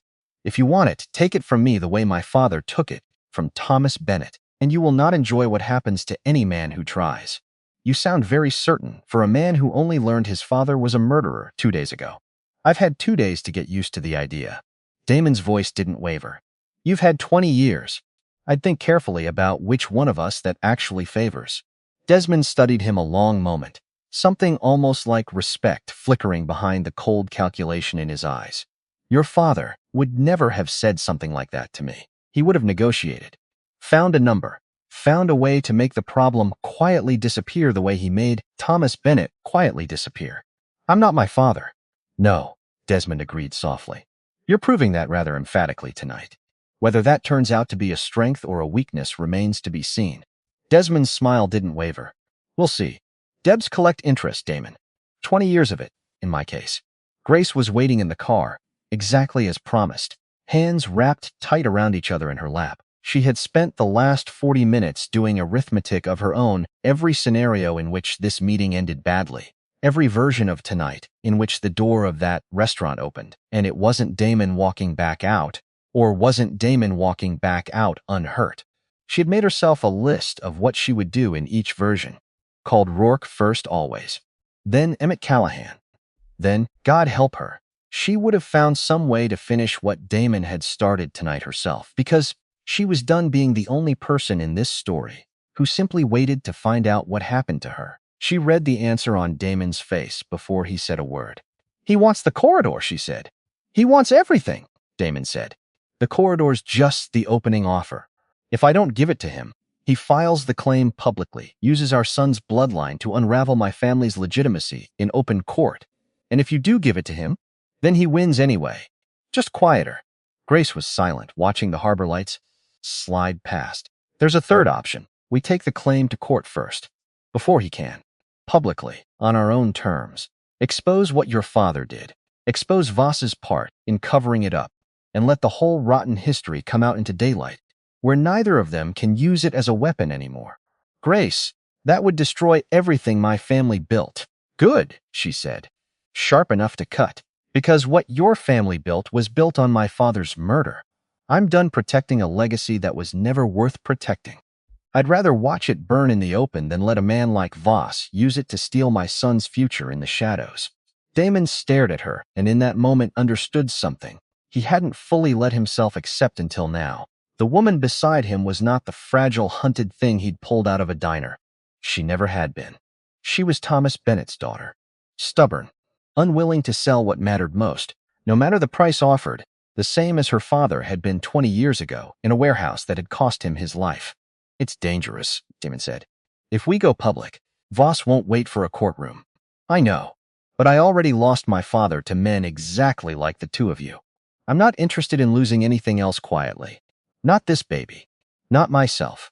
He reached for her hand, and this time she didn't hesitate before taking it. Okay, he said. Then we go to war, together, this time. No more secrets between us. No more secrets, Grace repeated, and something in her voice, steady, certain, entirely her own, told him she meant every word. The days that followed moved fast, the way days do once a decision has finally been made after too long circling it. Emmett Callahan arrived at the penthouse himself for the first time in years, spreading 2 decades of paper across the dining table Grace had once eaten breakfast at while pretending her whole life wasn't unraveling around her. Understand what you're asking for, Emmett said, looking between them both, his old voice carrying the particular gravity of a man who had spent 5 decades protecting this family from exactly this kind of exposure. Once this is filed, it cannot be unfiled. Every business relationship built on the assumption that the Kane name meant untouchable will reconsider that assumption within the hour. Competitors who've stayed quiet out of fear will smell blood. This will cost you allies you don't yet know you have. I understand, Damon said. I don't think you fully do, Emmett said, not unkindly. But I think you will soon enough, and I think you've decided it's worth learning the hard way regardless.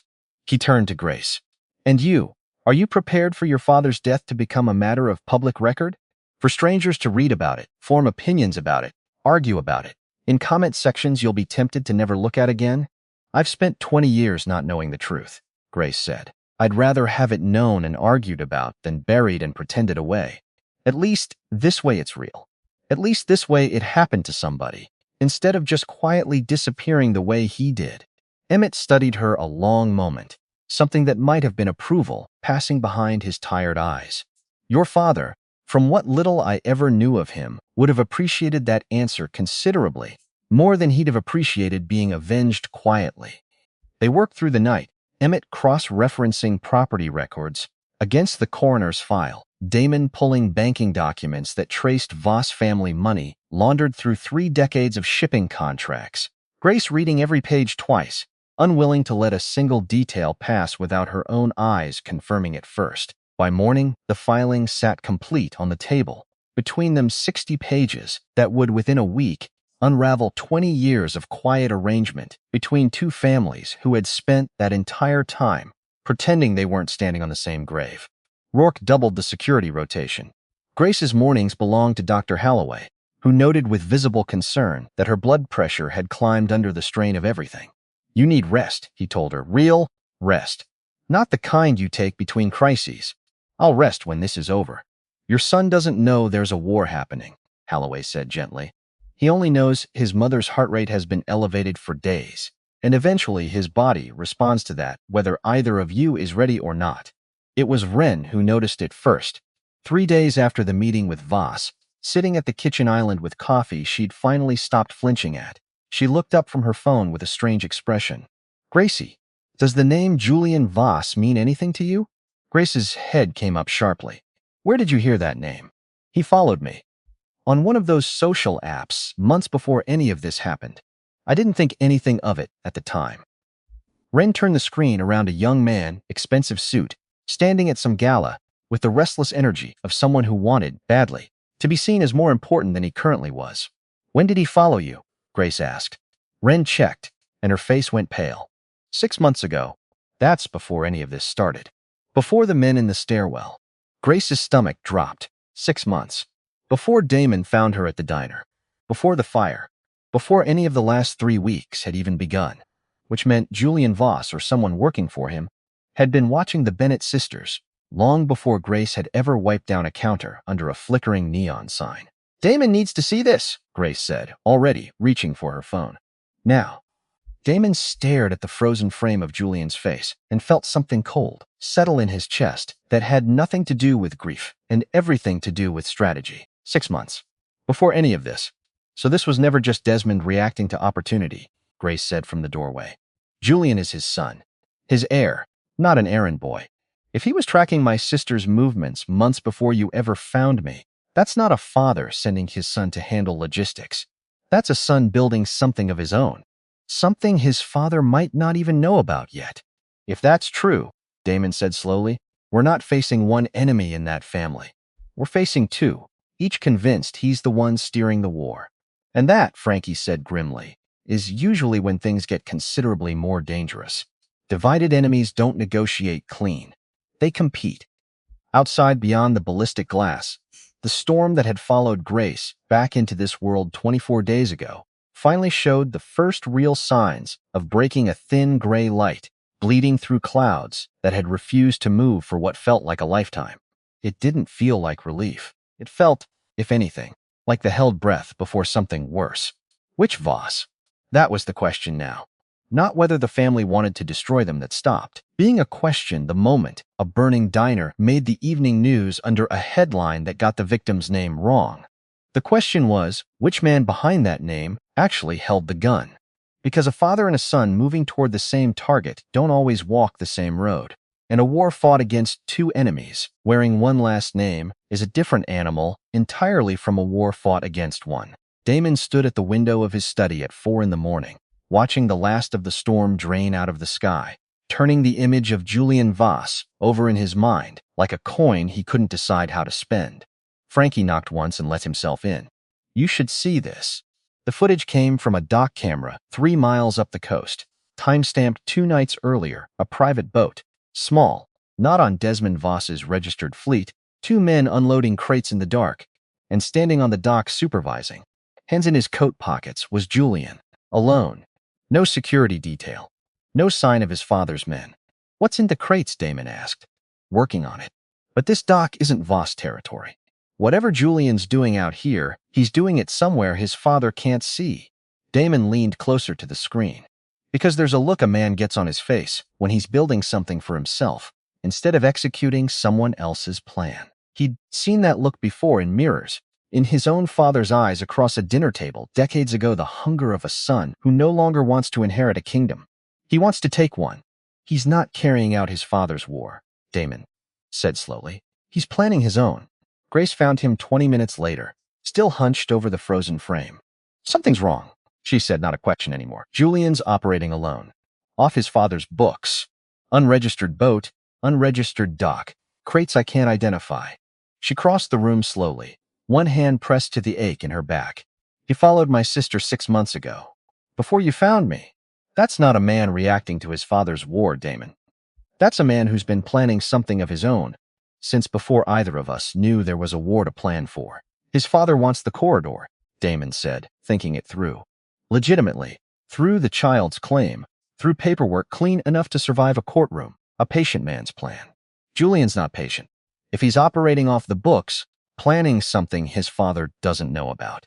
I think he's decided he doesn't want to inherit the corridor someday. He wants to take it himself. Now, Frankie spent the next 2 days pulling every thread the dock footage offered. Fuel receipts, paid in cash. A rented warehouse, 3 towns over, registered under a name that led, after 4 calls and 1 very reluctant clerk, back to a shell corporation. Julian had apparently built the same month. He first followed Ren's account online, which told Damon something he didn't like at all, that this hadn't been a plan hatched in anger after the diner burned. This had been building quietly, patiently, for a very long time, by a young man everyone in that family had underestimated for exactly that reason. He's better at this than his father gives him credit for, Frankie said, laying the last of it out on the table, which makes him more dangerous, not less. Men who feel underestimated usually are, Damon said. Desmond Voss, the absence before he noticed anything else. That was simply how attention worked. For a man who had spent 40 years cataloging every variable in every room he occupied, you learn the shape of what's supposed to be there so completely that the shape of what's missing announces itself immediately, loud as a gunshot in a quiet house. Julian hadn't answered 3 calls, hadn't shown for the morning briefing. Desmond sat in his study and let the silence build until it had teeth, then called a man whose loyalty had never once cost him a night's sleep to verify. Find my son. Quietly. Find out where he's been spending his nights that he doesn't want me to know about. A fraction of a second's hesitation on the other end. Nothing more. But Desmond had built an empire on noticing fractions of seconds. There's a dock, sir. Off the books. He's been running shipments through it for close to a year. We assumed it was sanctioned. A year. Not 6 months. Which meant his son had been building something in the dark for longer than Desmond had even known. There was a Bennett claim worth pursuing, which meant his own patient 20-year strategy had been running parallel, this whole time, to a different clock entirely one. His own son had started ticking without ever asking permission. Show me, Desmond said. Everything. The dock, when his men breached it 2 days later, told a story that made even hardened men go quiet. Weapons. Crates of them, unregistered, untraceable, enough to outfit a small private army.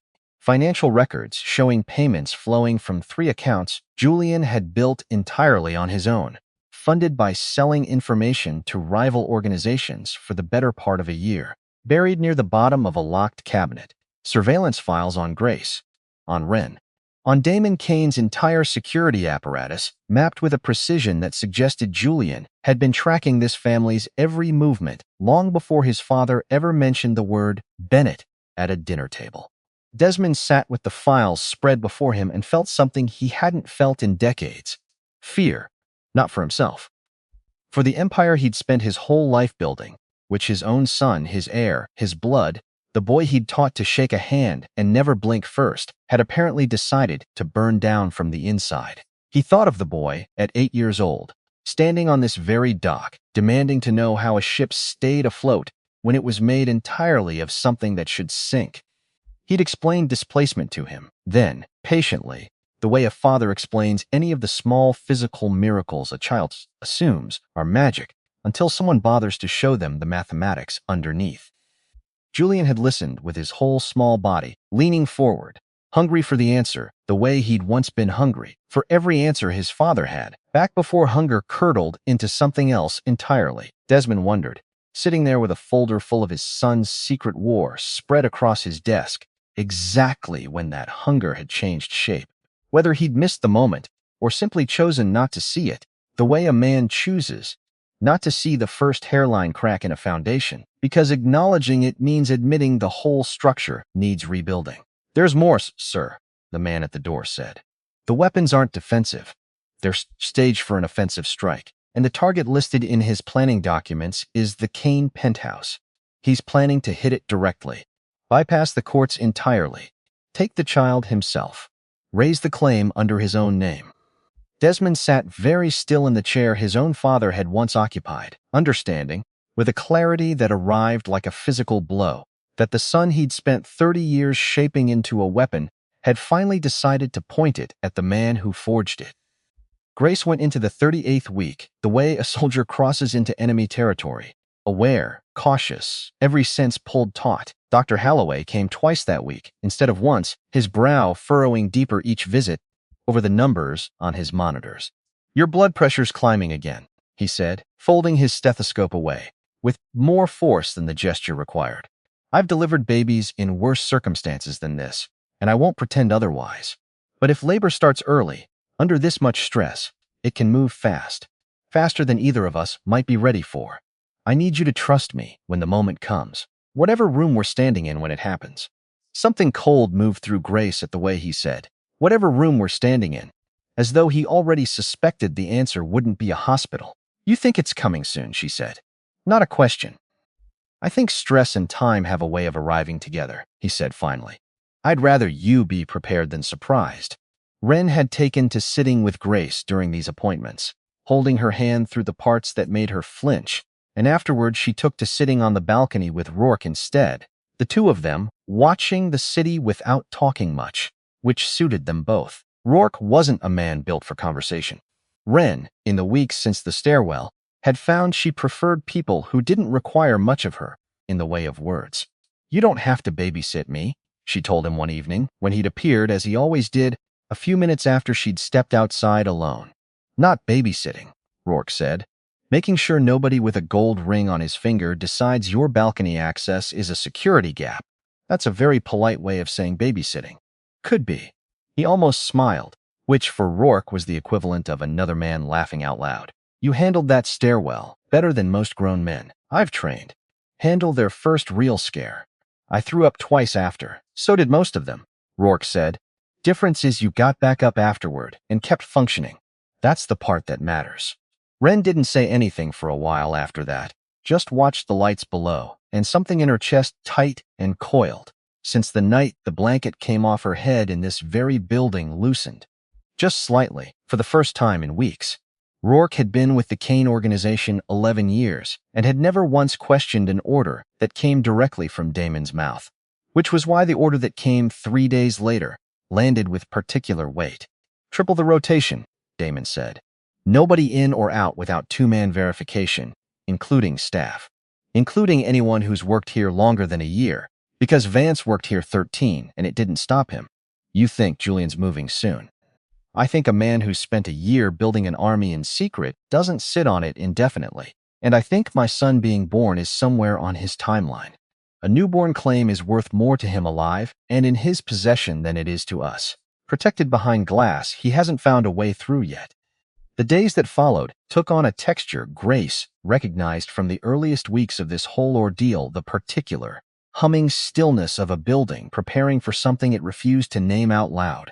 New guards rotated through the lobby, each one vetted twice, none of them staying long enough to become familiar the way Frankie or Rourke had. The elevator required a second biometric scan Grace hadn't noticed before.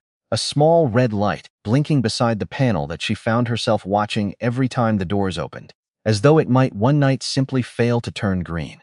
Dr. Holloway began keeping a bag packed in his car, he told her, half joking and half not, in case the roads home ever got too dangerous to risk the drive twice in 1 week.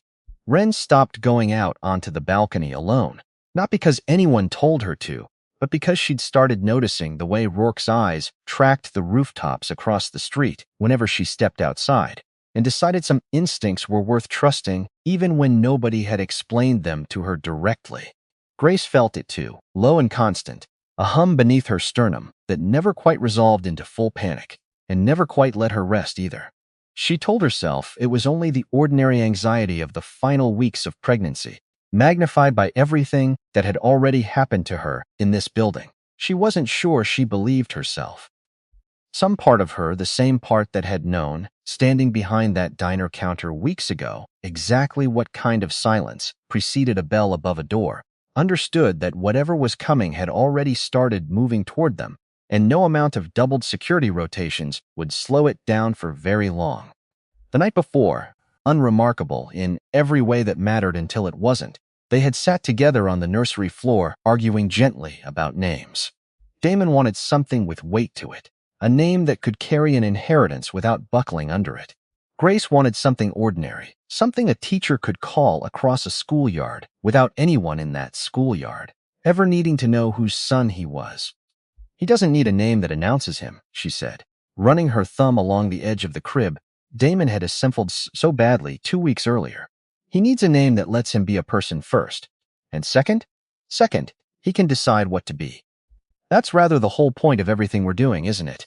Damon hadn't argued the point. He'd simply reached over and rested his hand against her stomach, feeling the small, insistent movements beneath his palm, and said nothing at all. For a long moment, the particular silence of a man who had spent his whole life being handed things he never got to choose, watching his son get a chance he never had.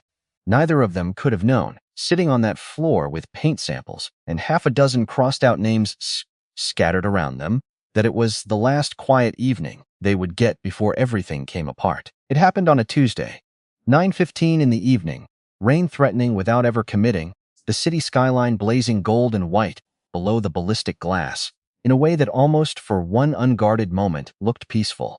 Grace stood in the kitchen, pouring a glass of water. Damon sat at the table, sleeves rolled, cleaning his sidearm with the methodical calm of routine. The lights went out, all at once. No flicker, no warning, hum total. Absolute darkness swallowing the penthouse whole, the refrigerator dying mid-cycle with a small, mechanical sigh, the air conditioning cutting out so completely that Grace could suddenly hear her own heartbeat in the ringing silence. The glass slipped from her hand and shattered against the marble, the sound swallowed almost instantly by something heavier vibrating up through the soles of her feet. "Don't move." Damon's voice cut through the dark, low and absolute, already shifting into something Grace had never quite seen in him before. Not fury, not grief, just pure, terrifying competence. Metal sliding against metal. A magazine locking home. The sharp clack of a round chambering. Red emergency light bled up along the baseboards. The grid didn't fail, Damon said, moving to the window, scanning the skyline still blazing normally beyond their own dark tower. This is us. Only us. Somebody cut power to this building specifically. A concussive thud rolled up through the floor from somewhere far below. Grace felt it in her back teeth. "Ground floor," Damon said, already pulling her toward the hallway, toward the panic room hidden behind a wall of custom shelving. They've breached the lobby doors. The front door slammed open before they'd made it halfway. Grace screamed, but Damon was already between her and the doorway, weapon raised. "Hold fire. It's me." Frankie, breathless, a tactical rifle slung across his chest. Rourke a half step behind, hauling an equipment bag. "Report, it's not Desmond's crew, it's Julian. Maybe 30 men. Hit the garage and the lobby at once. Took out the power and the security feed in the same breath. Elevators are dead. How long until he reaches this floor?" 10 minutes, maybe less." Damon turned to Grace, guiding her down the hall with a firm, unstoppable hand. "Walk fast," he said. And she tried. Her legs, heavy and exhausted after 38 weeks of carrying a war she'd never asked to fight, obeyed as best they could. 3 steps from the panic room door, Grace's body made a decision without consulting her at all. A cramp seized her lower abdomen sharper than anything before, a vicious band of steel tightening across her middle, and her knees buckled so fast that only Damon's hand kept her upright. Grace, she couldn't answer, couldn't breathe. When the pain finally released her, loosening by fraction, she looked down. A dark stain had spread warm and unmistakable down her sweatpants. "No," she whispered. "No, no. Not now. Please, not now." Damon stared at the floor for one frozen second. The tactician who could calculate casualty ratios and coordinate a building's defense simply stopped functioning entirely, replaced by a man watching his whole world collapse into a single terrifying moment. "Boss!" Frankie's voice, urgent. "They've breached the 70th floor. We need to lock down now." Something in Damon snapped back into motion. He scooped Grace into his arms, carried her the last steps into the closet, and threw into the vault beyond, a reinforced steel box lit by harsh lead strips, a steel cot bolted to the floor, cabinets of ammunition and trauma kits that had never once been intended for childbirth. "Rourke, get on the hard line. Call Holloway. Tell him if he isn't in this building within 10 minutes, I don't care what it costs. Boss, the lobby's crawling, with hostiles. Find a way." Another contraction hit, faster, more brutal. "It's happening," Grace gasped, eyes finding his, wide and terrified and unmistakably certain. "He's coming, Damon, right now, tonight." Frankie stood in the doorway, listening to boots grow closer, louder, mucker, unmistakable even through the thick steel. "They're on our floor," he said quietly. "Lock the vault door," Damon told him. "You and Rourke hold the hallway. There's 30 of them, boss. I don't care if there's 100. You hold the line." Frankie nodded once, stepped back out to where Rourke already stood with his rifle raised, the two of them exchanging a look that needed no words at all. Damon pulled the heavy steel handle, and the vault door swung shut with a sequence of locks, engaging in rapid, definitive succession. Sealed. A king, his runaway queen, and an heir demanding, with absolutely no regard for the war raging beyond a few feet of reinforced steel, to be born into the middle of it. The gunfire started 3 minutes later. Muffled but unmistakable, a dull, rhythmic thudding punctuated by sharper blasts that Damon recognized, with a cold, professional part of his brain that never fully shut off, as breaching charges tearing through what remained of the penthouse he'd built. "Breathe, Grace." He knelt beside the cot, hands pressed against her knees with a steadiness he didn't feel anywhere else in his body. "You're doing this. I've got you. I can't." The words tore out of her, half sob, half scream. "You can. You have to. Look at me." He tore open a trauma kit, scattering combat gauze until his hands found sterile field sheets, heavy surgical scissors, adapting the only kind of triage he actually understood to a situation when no amount of tactical training had prepared him for. Another explosion.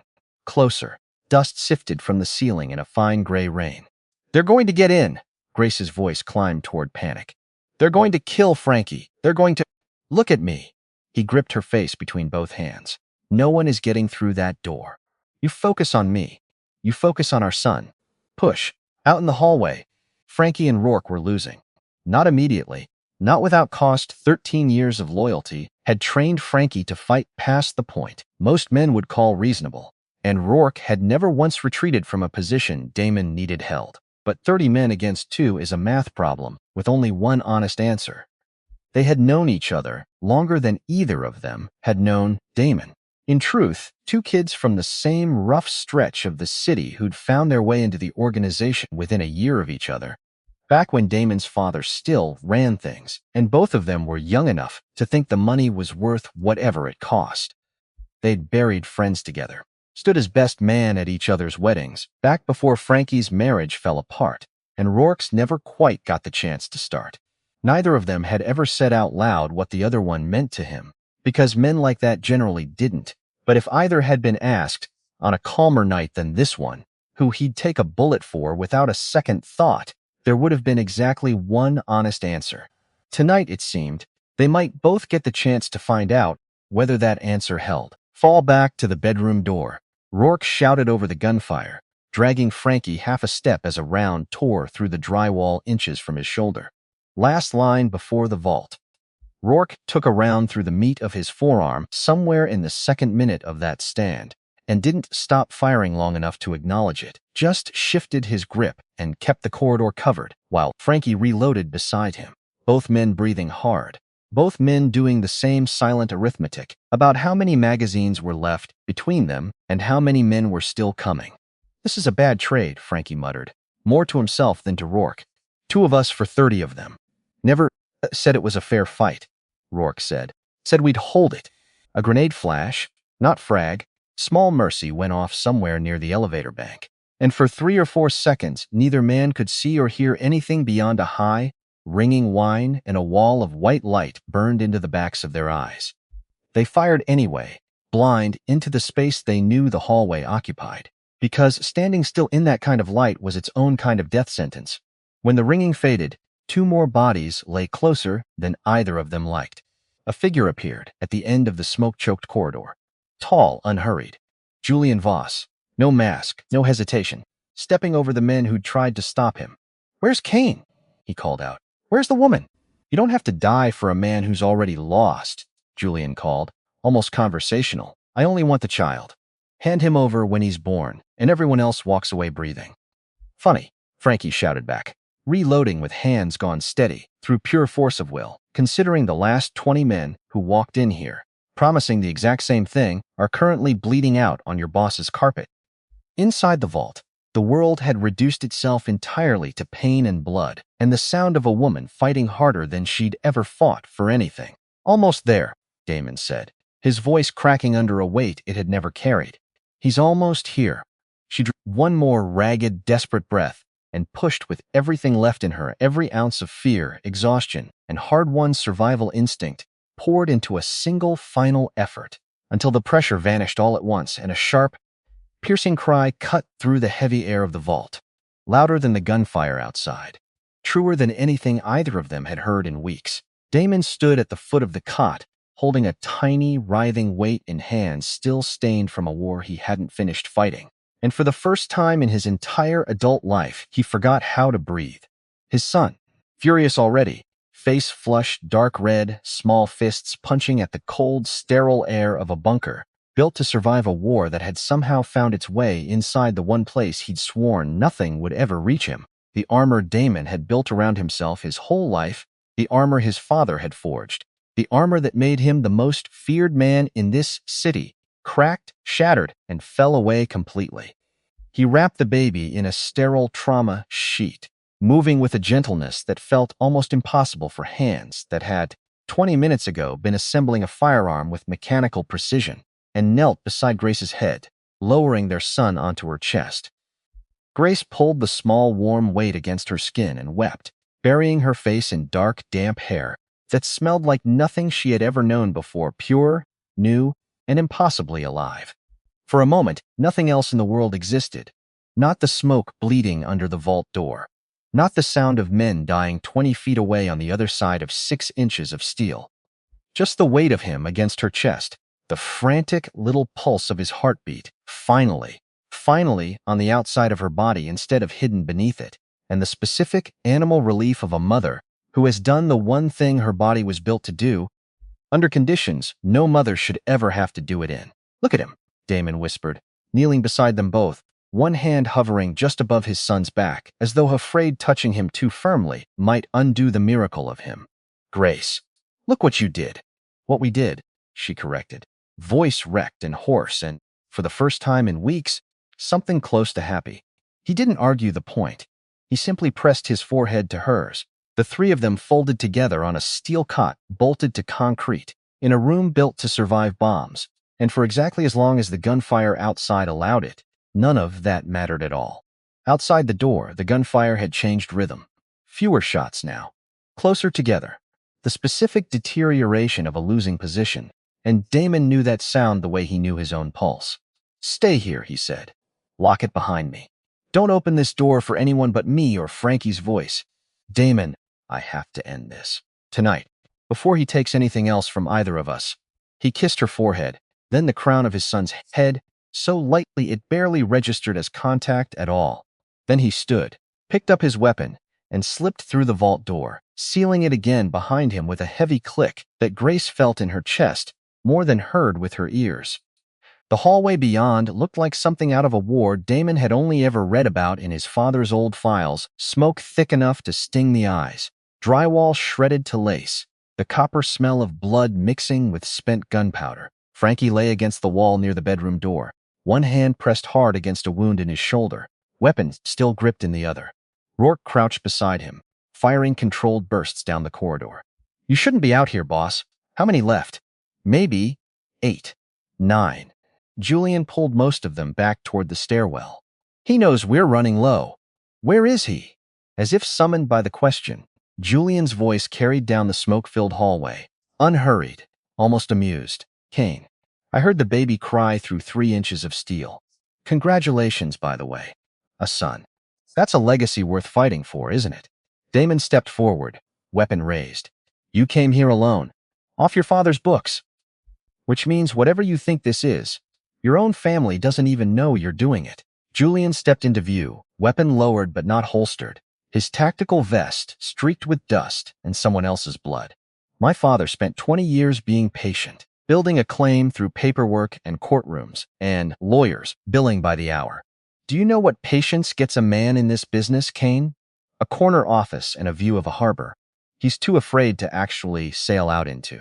So you decided to take it yourself. I decided a legacy handed to you by a patient old man isn't worth nearly as much as one you build with your own hands. He took another step, close enough that Damon could see the restless hunger behind his eyes. I want this city to remember my name the way it remembers Gideon Kane's, not as an afterthought in someone else's ledger.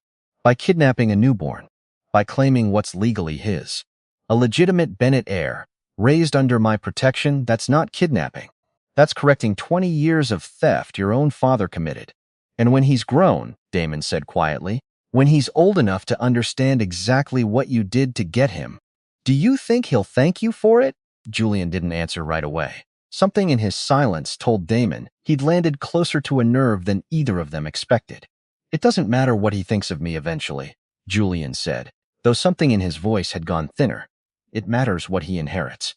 Power doesn't require gratitude. Only proximity. That's your father talking, Damon said. Not you. Don't pretend you understand what it's like to grow up in that man's shadow, waiting your whole life for a legacy he's too careful, too patient, too controlled to ever actually hand over. I understand it better than you think, Damon said quietly. I spent 30 years trying to be better than my father. Cleaner, more disciplined, a different kind of monster entirely. And 2 weeks ago, I found out that everything I built on top of that discipline was standing on a murdered man's grave. Same as everything he built. He took a slow step forward, voice dropping into something raw. So don't tell me.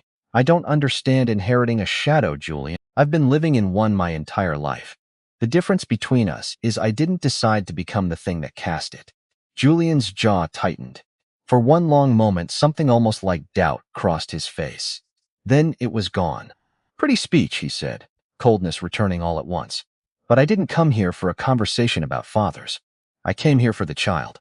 You're not leaving this floor with him, Damon said. Not tonight. Not any night after this one. You're one man. I still have people coming up that stairwell. Check again, Damon said quietly. Nobody's coming up that stairwell, Julian. That's the part you haven't figured out yet.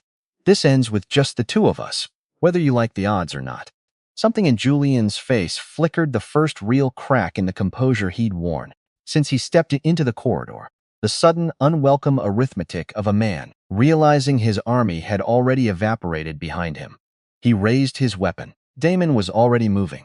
The corridor erupted, not gunfire. The two men closing the distance too fast for that. Weapons forgotten in a hallway barely wide enough for one body to pass through cleanly, let alone two locked in a fight neither intended to lose. Damon's shoulder drove into Julian's chest, slamming him back against a shredded wall. Julian recovered fast, driving an elbow into Damon's jaw, hard enough to split skin and scatter stars across his vision. They grappled, fell, rolled through broken glass and drywall dust. Julian's fist connected with Damon's ribs, and Damon felt something give, a lance of pain stealing his breath for a half-second too long. A half-second Julian used to scramble for a weapon that had skittered away during the fall. Damon caught his ankle, pulled, and Julian went down hard, the back of his head cracking against concrete beneath the ruined carpet. Damon didn't hesitate. He drove his fist forward. Once, twice, the raw violence of a man who'd spent weeks absorbing every horror this family had unleashed on the people he loved, finally aiming it directly at something. Julian's head snapped back and went still. Not dead, Damon could see the shallow rise and fall of his chest, just beaten thoroughly, in a way that left no ambiguity about who had won. It's over, Damon said, breathing hard, blood dripping from a split lip onto Julian's ruined vest. Your men are down. Your plan is finished, and you're going to spend the rest of whatever life you have left, understanding exactly what it costs to come after a man's family. Frankie and Rourke rounded the corner. A moment later, weapons still raised, taking in the scene with the relief of men who hadn't genuinely expected to see their boss standing at the end of this hallway. Frankie's hand went briefly to his own shoulder, pressing hard against the wound that had soaked through most of his shirt, and for just a moment, something passed between the three of them that none of them would ever quite put into words. Afterward, the specific, wordless recognition of men who had each, separately, made peace with dying in this hallway tonight, and were now standing here instead, breathing, alive, with a war finally behind them instead of still ahead. You're bleeding through, Damon said to Frankie. So are you, Frankie said, nodding at the split skin along Damon's jaw. Guess we're square. Rourke, ever practical, even with a bullet wound through his forearm, was already checking the hallway for more immediate threats, though something in the set of his shoulders had eased considerably now that the gunfire had actually stopped. Status, Damon said. Down or running, Rourke reported. Once their leader went quiet, most of them didn't have the stomach to keep pushing. This wasn't loyalty holding them here. It was a paycheck. Paychecks don't die for lost causes. Secure him. Alive. I want him breathing when his father finds out exactly what his son's been doing behind his back. Desmond Voss received the call at 11:40 that night, standing in his study overlooking a harbor that had never once, in his entire life, failed to make him feel steady. Tonight, it failed. Say that again, he said, slowly, as if repetition might change the shape of what he'd just heard. Your son's led an unauthorized strike on the Kane penthouse tonight. 30 men, most of them dead or captured. He's alive, sir, but in Kane's custody. Kane's requesting your presence tonight. Desmond set the phone down with a hand that had, for the first time in longer than he could remember, begun to shake. Because there's a particular kind of grief, reserved for discovering your own blood, has moved against everything you built, in secret for a year, without a single word of warning. It doesn't announce itself the way other griefs do. It simply arrives, sudden and total, and demands to be understood before it can begin to be survived. He thought of Julian as a boy, small and eager, following him through this very harbor, demanding to know which ship belonged to their family. He thought of every lesson he'd taught him about patience, about legacy, about the disciplined art of waiting for the right moment instead of seizing the wrong one out of impatience. Every lesson apparently discarded the moment his son decided he no longer wanted to inherit a kingdom. He wanted to build his own, on top of the ashes of everyone else's. Desmond arrived an hour later, alone, unarmed, walking through a lobby scarred with bullet holes, without a single flicker of the composure that had defined every public appearance of his adult life.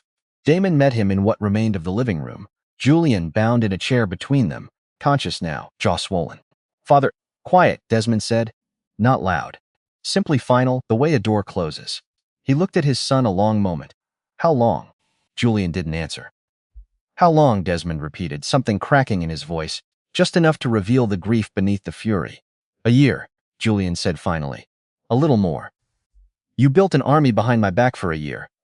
And you never once thought to tell me, because you would have told me to wait. Julian's voice rose, sharp, wounded. You would have told me to be patient, to let the courts handle it, to let 20 years of paperwork slowly unwind a debt owed to this family, while you sat in your study watching the harbor and calling it strategy. It was strategy. It was cowardice. You've spent 20 years sitting on a claim you were too afraid to actually collect. I got tired of waiting for you to grow the courage to take what belongs to us. Desmond stared at his son a long, silent moment. You didn't do this for the family, he said finally. You did this for yourself. To prove something. To me or to yourself, I'm no longer certain it matters which. Damon watched the exchange in silence, understanding, with a clarity that settled cold and certain in his chest, that he was watching the exact same wound play out in this family that had already carved itself so deep into his own. A son measuring himself against a father's shadow, deciding eventually that the only way out was through violence dressed up as ambition. Desmond, he said finally, your son led 30 armed men into my home tonight. He tried to take my newborn child from a mother who had just given birth to him under gunfire. Whatever debt my father genuinely does owe yours, none of that excuses what happened here tonight. I know. I could kill him tonight, and no court in this city would ever ask a single question about it. I know that too. I'm not going to. Desmond's eyes lifted, surprised despite everything. Because killing him accomplishes nothing except starting the exact war neither of us can afford to finish. And because I understand, better than I did 2 weeks ago, exactly what it costs a family to keep building on top of graves, instead of finally putting them to rest. He crossed the room, stood directly in front of Desmond. Here are my terms. The Bennett claim gets settled properly, publicly, through legitimate courts, with full documentation of what my father did 20 years ago. Grace's family gets real restitution, not a quiet payoff designed to keep the story buried. And your son answers for what he did tonight through whatever channel you choose, provided that channel keeps him far away from my family for the rest of both our lives. And the corridor? Desmond asked. What happens to that? The corridor stops being a prize either of us fights over. I'm done building an empire on top of what my father stole. I intend to dissolve the criminal side of this organization entirely. What's left? I'll rebuild clean, or I won't rebuild it at all. Desmond stared at him like he was speaking a language that hadn't existed in this business in generations. You're going to walk away from everything your family built. I'm going to walk towards something worth building instead, Damon said.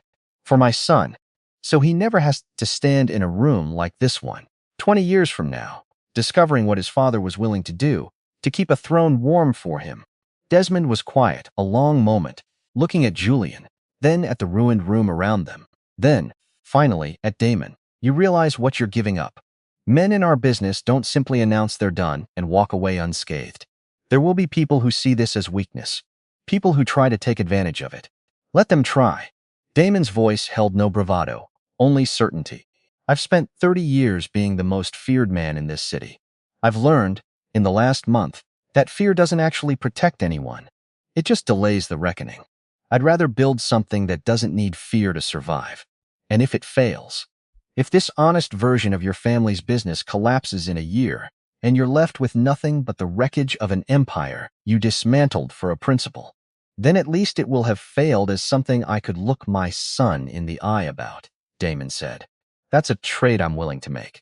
I'm not certain you would be. But then, you've had 20 years longer than I have to get comfortable with the alternative. Something in Desmond's face shifted, old and tired in a way that had nothing to do with the hour. Perhaps, he said quietly. Perhaps I have. He looked once more at his son, bound and silent in the chair between them, and for the first time all night, something that might have been grief moved openly across his features before he turned and walked toward the door, alone, exactly as he had arrived. Grace heard the vault door unlock 40 minutes after Damon had left, exactly as he'd promised, his voice calling through the steel before the mechanism released. She opened it to find him standing there, bruised, bloodied, exhausted in a way that went far deeper than the physical, and something in her chest broke open with relief so complete it nearly buckled her knees a second time that night. It's over, he said. Julian's contained.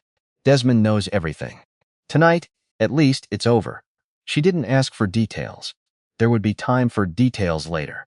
Instead, she simply held their son a little tighter and let Damon fold both of them into an embrace that carried the weight of everything neither of them had words for. Yet, he's perfect, Damon whispered against her hair. He's perfect, and he's safe, and I am never letting anything come this close to either of you again. You can't promise that, Grace said softly. No, he admitted. I can't. But I can promise you this much, whatever comes next. We face it together. Just this. Just us. And whatever honest life we can build out of the wreckage. The first week of that recovery, Damon barely left her side. He learned, clumsily at first, and then with a kind of fierce, determined competence, how to change a diaper without flinching, how to warm a bottle to exactly the temperature their son would tolerate, how to walk the floor at 3 a.m. with a screaming infant against his shoulder, murmuring nothing in particular in a low, steady voice, until the crying finally broke into hiccuping silence. He had run an empire built on fear and precision for a decade, and none of it, he told Grace one exhausted morning, had prepared him even slightly for how completely a 7-pound person could dismantle a grown man's entire sense of control. "You're doing fine," Grace told him, watching from the bed, as he paced with their son cradled against his chest. "I nearly dropped him yesterday." "You didn't drop him." "I nearly did. That's the part that keeps me up at night, more than any of the rest of it. Men with guns I know how to handle." He looked down at the small, sleeping weight in his arms, something raw and unguarded crossing his face. "This terrifies me in a way nothing else ever has." "Good," Grace said softly. "That means you understand exactly what you're holding." He came to sit beside her on the bed, careful not to jostle the baby, and for a long moment neither of them said anything at all, the three of them simply existing together, in a quiet. Neither of them had earned easily, and both of them had earned all the same. "What do we tell him?" Grace asked eventually, watching their son's chest rise and fall against Damon's arm. "When he's older, about how he got here." "The truth," Damon said, without hesitation. "All of it. The diner, the fire, the vault, everything my father did before either of us were old enough to stop him. I won't build him a version of his own history the way mine was built for me. He deserves better than a story with the ugly parts sanded off." "That's going to be a difficult conversation." "Most of the important ones are," Damon said. "I'd rather he hear it from us honestly than piece it together someday. From whispers and old newspaper clippings the way I nearly let him inherit an empire without ever understanding what it actually cost." Grace reached over and rested her hand against his, the three of them quiet again in the soft lamplight, no longer strangers to the weight of what they were choosing to carry forward together, and no longer alone in carrying it either. The weeks that followed moved slower than the two that had preceded them, the way recovery always moves slower than crisis. Dr. Halloway confirmed, on his first proper visit after the birth, that both mother and son were healthy, remarkably so, given the circumstances, though he made Grace promise her recovery would involve considerably less gunfire than her labor had. Desmond Voss kept his word. The Bennett claim was filed publicly, thoroughly, without a single detail, softened Gideon Kane's crime laid bare in open court, the coroner's forged report exposed, the 20-year cover-up finally, completely dismantled in front of a public that had spent decades assuming men like the Kanes existed above the reach of consequence entirely. Grace sat in the front row. On the day the filing became public record, Wren's hand gripped tight in her own and listened to a lawyer read her father's name into a transcript that would outlive all of them. She hadn't expected it to feel like anything in particular. She had expected numbness or grief, or the specific hollow satisfaction of watching a wrong finally get its name attached to it in ink. What she felt instead, watching reporters scribble in the gallery behind her, was something closer to relief, the plain, physical relief of no longer being the only person left, carrying a truth that had nearly crushed her the moment she learned it. The headlines in the days that followed were exactly as ugly as Emmett had warned they would be. Shipping Heir's 20-year secret, the murder behind the empire. A photograph of her father, the same one from the file, the same little girl squinting into the sun beside him, reprinted 100 times across outlets that had never once cared about a small freight company on a forgotten stretch of waterfront until it came attached to a name like Kane. Grace read exactly 3 of the articles before she stopped, not because they were wrong, but because being right didn't make them any easier to sit inside. What she hadn't expected was the letters. Strangers, mostly. People who'd known her father decades ago. Dock workers and small business owners who remembered a man who paid fair and never once cut a corner, writing to say they'd always suspected something wasn't right about the way he died, that they were glad. Finally, someone had said so out loud. She kept every one of those letters in a drawer in the nursery, tucked beside the folded blankets that had waited so long for a crib to arrive, because it turned out that grief, given enough time and enough truth, could make room for something like gratitude after all. Julian Voss disappeared from public life, sent by his father to manage a distant shipping outpost on the other side of the country, far enough away for the wound he'd inflicted to have decades to scar over before anyone risked reopening it. Preston Vance's betrayal, once fully exposed, prompted an internal reckoning inside what remained of the Kane organization, a careful, thorough purge of every arrangement built to survive scrutiny rather than earn it honestly. Men who had spent years assuming loyalty was simply the price of a paycheck found, rather suddenly, that the new regime measured it differently. 6 weeks after the siege, Damon stood in his father's old study at the estate and set a single folder on the desk in front of Emmett Callahan. Draft the dissolution papers. Every illegal holding, every shell account, every arrangement built on fear instead of trust. I want it all gone within the year. Emmett studied him a long moment, the scrutiny of a man who had spent 5 decades watching Kane men make decisions and had learned to recognize the difference between impulse and genuine conviction. Your father would call this madness. My father called murdering a good man over a piece of waterfront property strategy, Damon said. I'm not especially interested in his opinion on what constitutes madness anymore. And the men who work for you, Emmett asked, the ones whose livelihoods depend on arrangements built the old way. What happens to them when you take away the only kind of business they know how to run? Some will leave, Damon said. I expect most of them will. The ones who stay will do so knowing exactly what kind of organization they're staying inside of, instead of pretending not to notice what's underneath it. I'd rather have 40 honest men than 400 who are only loyal until the money changes hands somewhere else. That's a considerable risk. Everything worth doing seems to be lately. Damon looked around the study, once more his father's desk, his father's portraits, the whole carefully constructed legacy of quiet, disciplined ruthlessness that had shaped every version of himself he'd ever tried to be. I spent 30 years thinking discipline was the same thing as honor, Emmett. I understand now that they're not even close to the same thing. My father was disciplined. He was never once honorable a day in his life. Emmett closed the folder gently, as though it deserved at least that much respect on its way toward becoming history. I'll have the drafts ready within the week, he said. For what it's worth, Damon and I recognize it may not be worth much, coming from a man who helped keep your father's secrets for 30 years. I believe this is the first decision either generation of this family has made that I'd be proud to have my own name attached to. Grace, in those same weeks, found her own version of the same reckoning.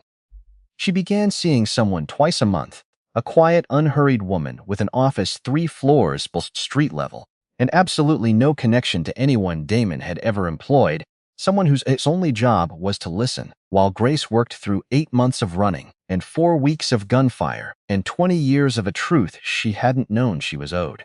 It didn't fix everything.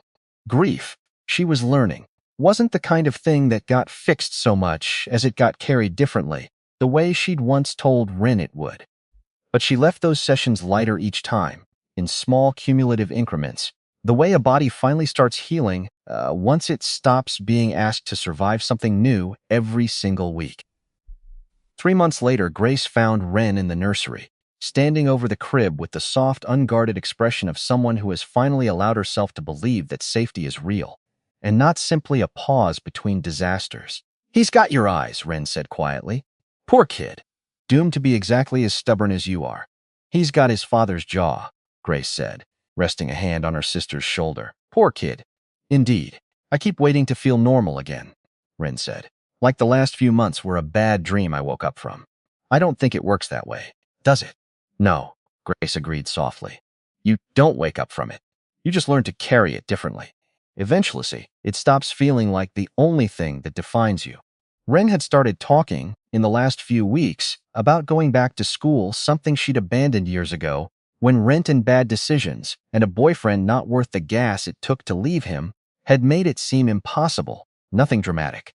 A community college 2 towns over, evening classes in accounting, of all things, which had made Grace laugh, the first time Ren mentioned it. Don't, Ren warned, though she was smiling. I know exactly what you're thinking. I wasn't going to say anything. You were absolutely going to say something about irony. I would never, Grace said, entirely unconvincingly, and for a moment the two of them simply stood there laughing over a crib in a nursery that had nearly been the site of the worst night of both their lives, the sound of it echoing warm and ordinary down a hallway that had, until recently, only ever echoed with gunfire. Damon found them there a few minutes later, standing in the doorway of a nursery that finally, after months of sitting half-empty, held everything it was always meant to hold. He handed Grace a folder, thinner than the one that had once carried her father's murder, inside it, but heavier in every way that mattered. property deeds. The waterfront lot, restored fully and legally to the Bennett family name, with a formal apology from the Kane organization attached.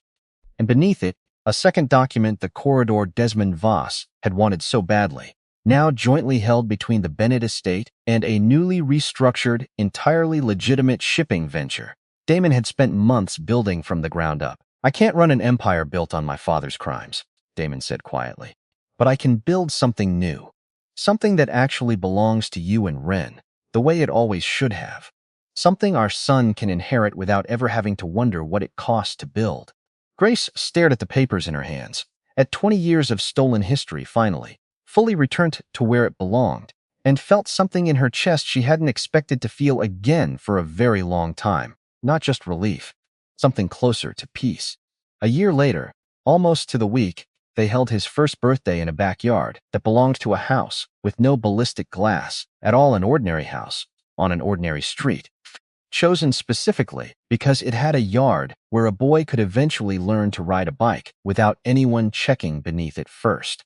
Rourke came, his forearms still faintly scarred, where a round had grazed him the night of the siege, and let the birthday boy grip his finger the same clumsy way he'd once gripped Ren's. Frankie came too, off duty for the first time in longer than he could remember, and made a point of telling anyone who'd listen that he'd once carried this particular child through a burning hallway, as though that fact entitled him to an extra slice of cake, which, as far as Grace was concerned, it absolutely did.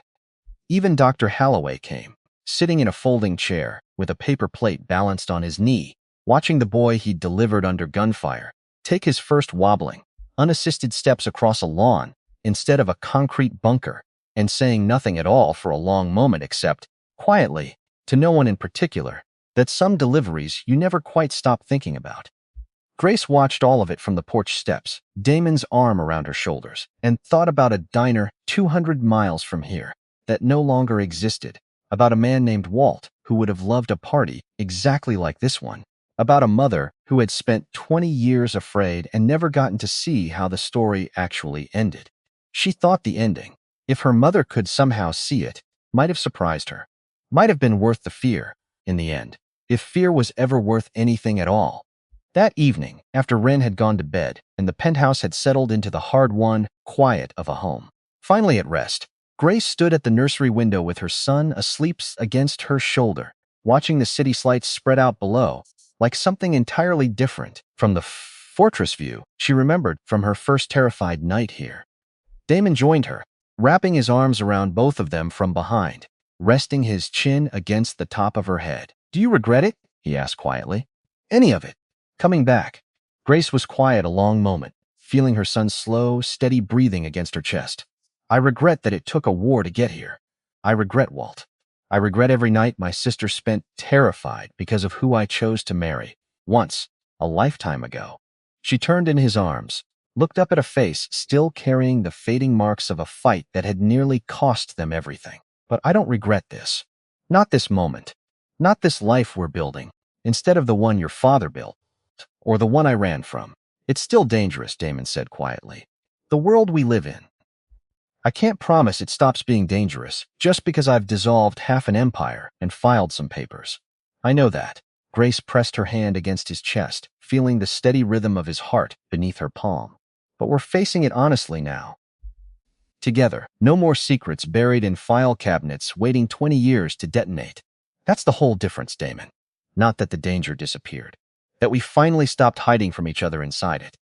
He kissed the top of her head, then gently, the crown of his son's, still fast asleep, entirely unaware of everything it had taken to bring him safely into this particular quiet moment. "Then we build it together," Damon said softly, quietly, and meant it. "Whatever comes next," she thought, standing there with her son's weight against her shoulder and her husband's arms around them both. About a highway 200 miles from here that she would probably never drive down again. About a diner that no longer existed, a grave marker with a lie carved into it for 20 years, a mother who had spent her whole life afraid and never gotten the chance to see how the fear finally resolved itself. She thought about the version of herself who had stood behind that counter at 2 in the morning, certain that invisibility was the only kind of safety left available to her, and wondered what that woman would think. Could she see this room? Could see the crib, the rocking chair, the man who had once terrified her standing here now, with nothing in his hands but the weight of his own sleeping child. She thought that woman might not believe it, might assume it was another cage, dressed up gently enough to be mistaken for a home. But Grace had learned, in the hardest way a person can learn anything, the difference between a cage and a house built by two people who had finally decided to stop lying to each other about what it cost to keep it standing. This was not the life she'd imagined for herself. Once, in a marble study on the worst night of a marriage, she'd believed she was ending for good. It was somehow better than the one she'd run toward instead, not because it was safer though it was, and not because the danger had disappeared, though some of it genuinely had, but because for the first time in longer than she could remember, she was building something with her eyes open, with nothing hidden, with a partner who had finally stopped mistaking control for love. Somewhere below them, far below, the city kept its own restless hours, indifferent to the small, hard-won peace, holding steady 80 stories above its streets. A siren rose and faded somewhere south of the harbor. A delivery truck idled at a corner. Ordinary sounds, the kind she'd once have flinched at, back when every idling engine carried the possibility of men come to hurt her. Tonight she barely noticed them at all, and that, she understood, might be the true measure of everything they had survived to reach this particular quiet. Somewhere down the hall, their son stirred in his sleep and settled again without waking, and neither of them moved to check on him, because for the first time in longer than either could remember, there was no reason to expect that stirring meant anything at all except a baby, safe and warm in his own crib, dreaming whatever small, uncomplicated things newborns dream about in a world that had, for tonight at least, finally, truly stopped trying to take him from them. Outside the window, the city stretched on in every direction, indifferent and enormous and full of its own dangers, still waiting somewhere in the dark. But inside the nursery, for the first time since a bell had chimed above a diner door on a rain-soaked highway months earlier, there was nothing waiting at all. Only the quiet, ordinary miracle of a family, finally fully safe within their own walls, not because the walls were made of ballistic glass or guarded by armed men at every door, but because, for the first time in either of their lives, there was nothing left buried between them that the dark could ever use against them again.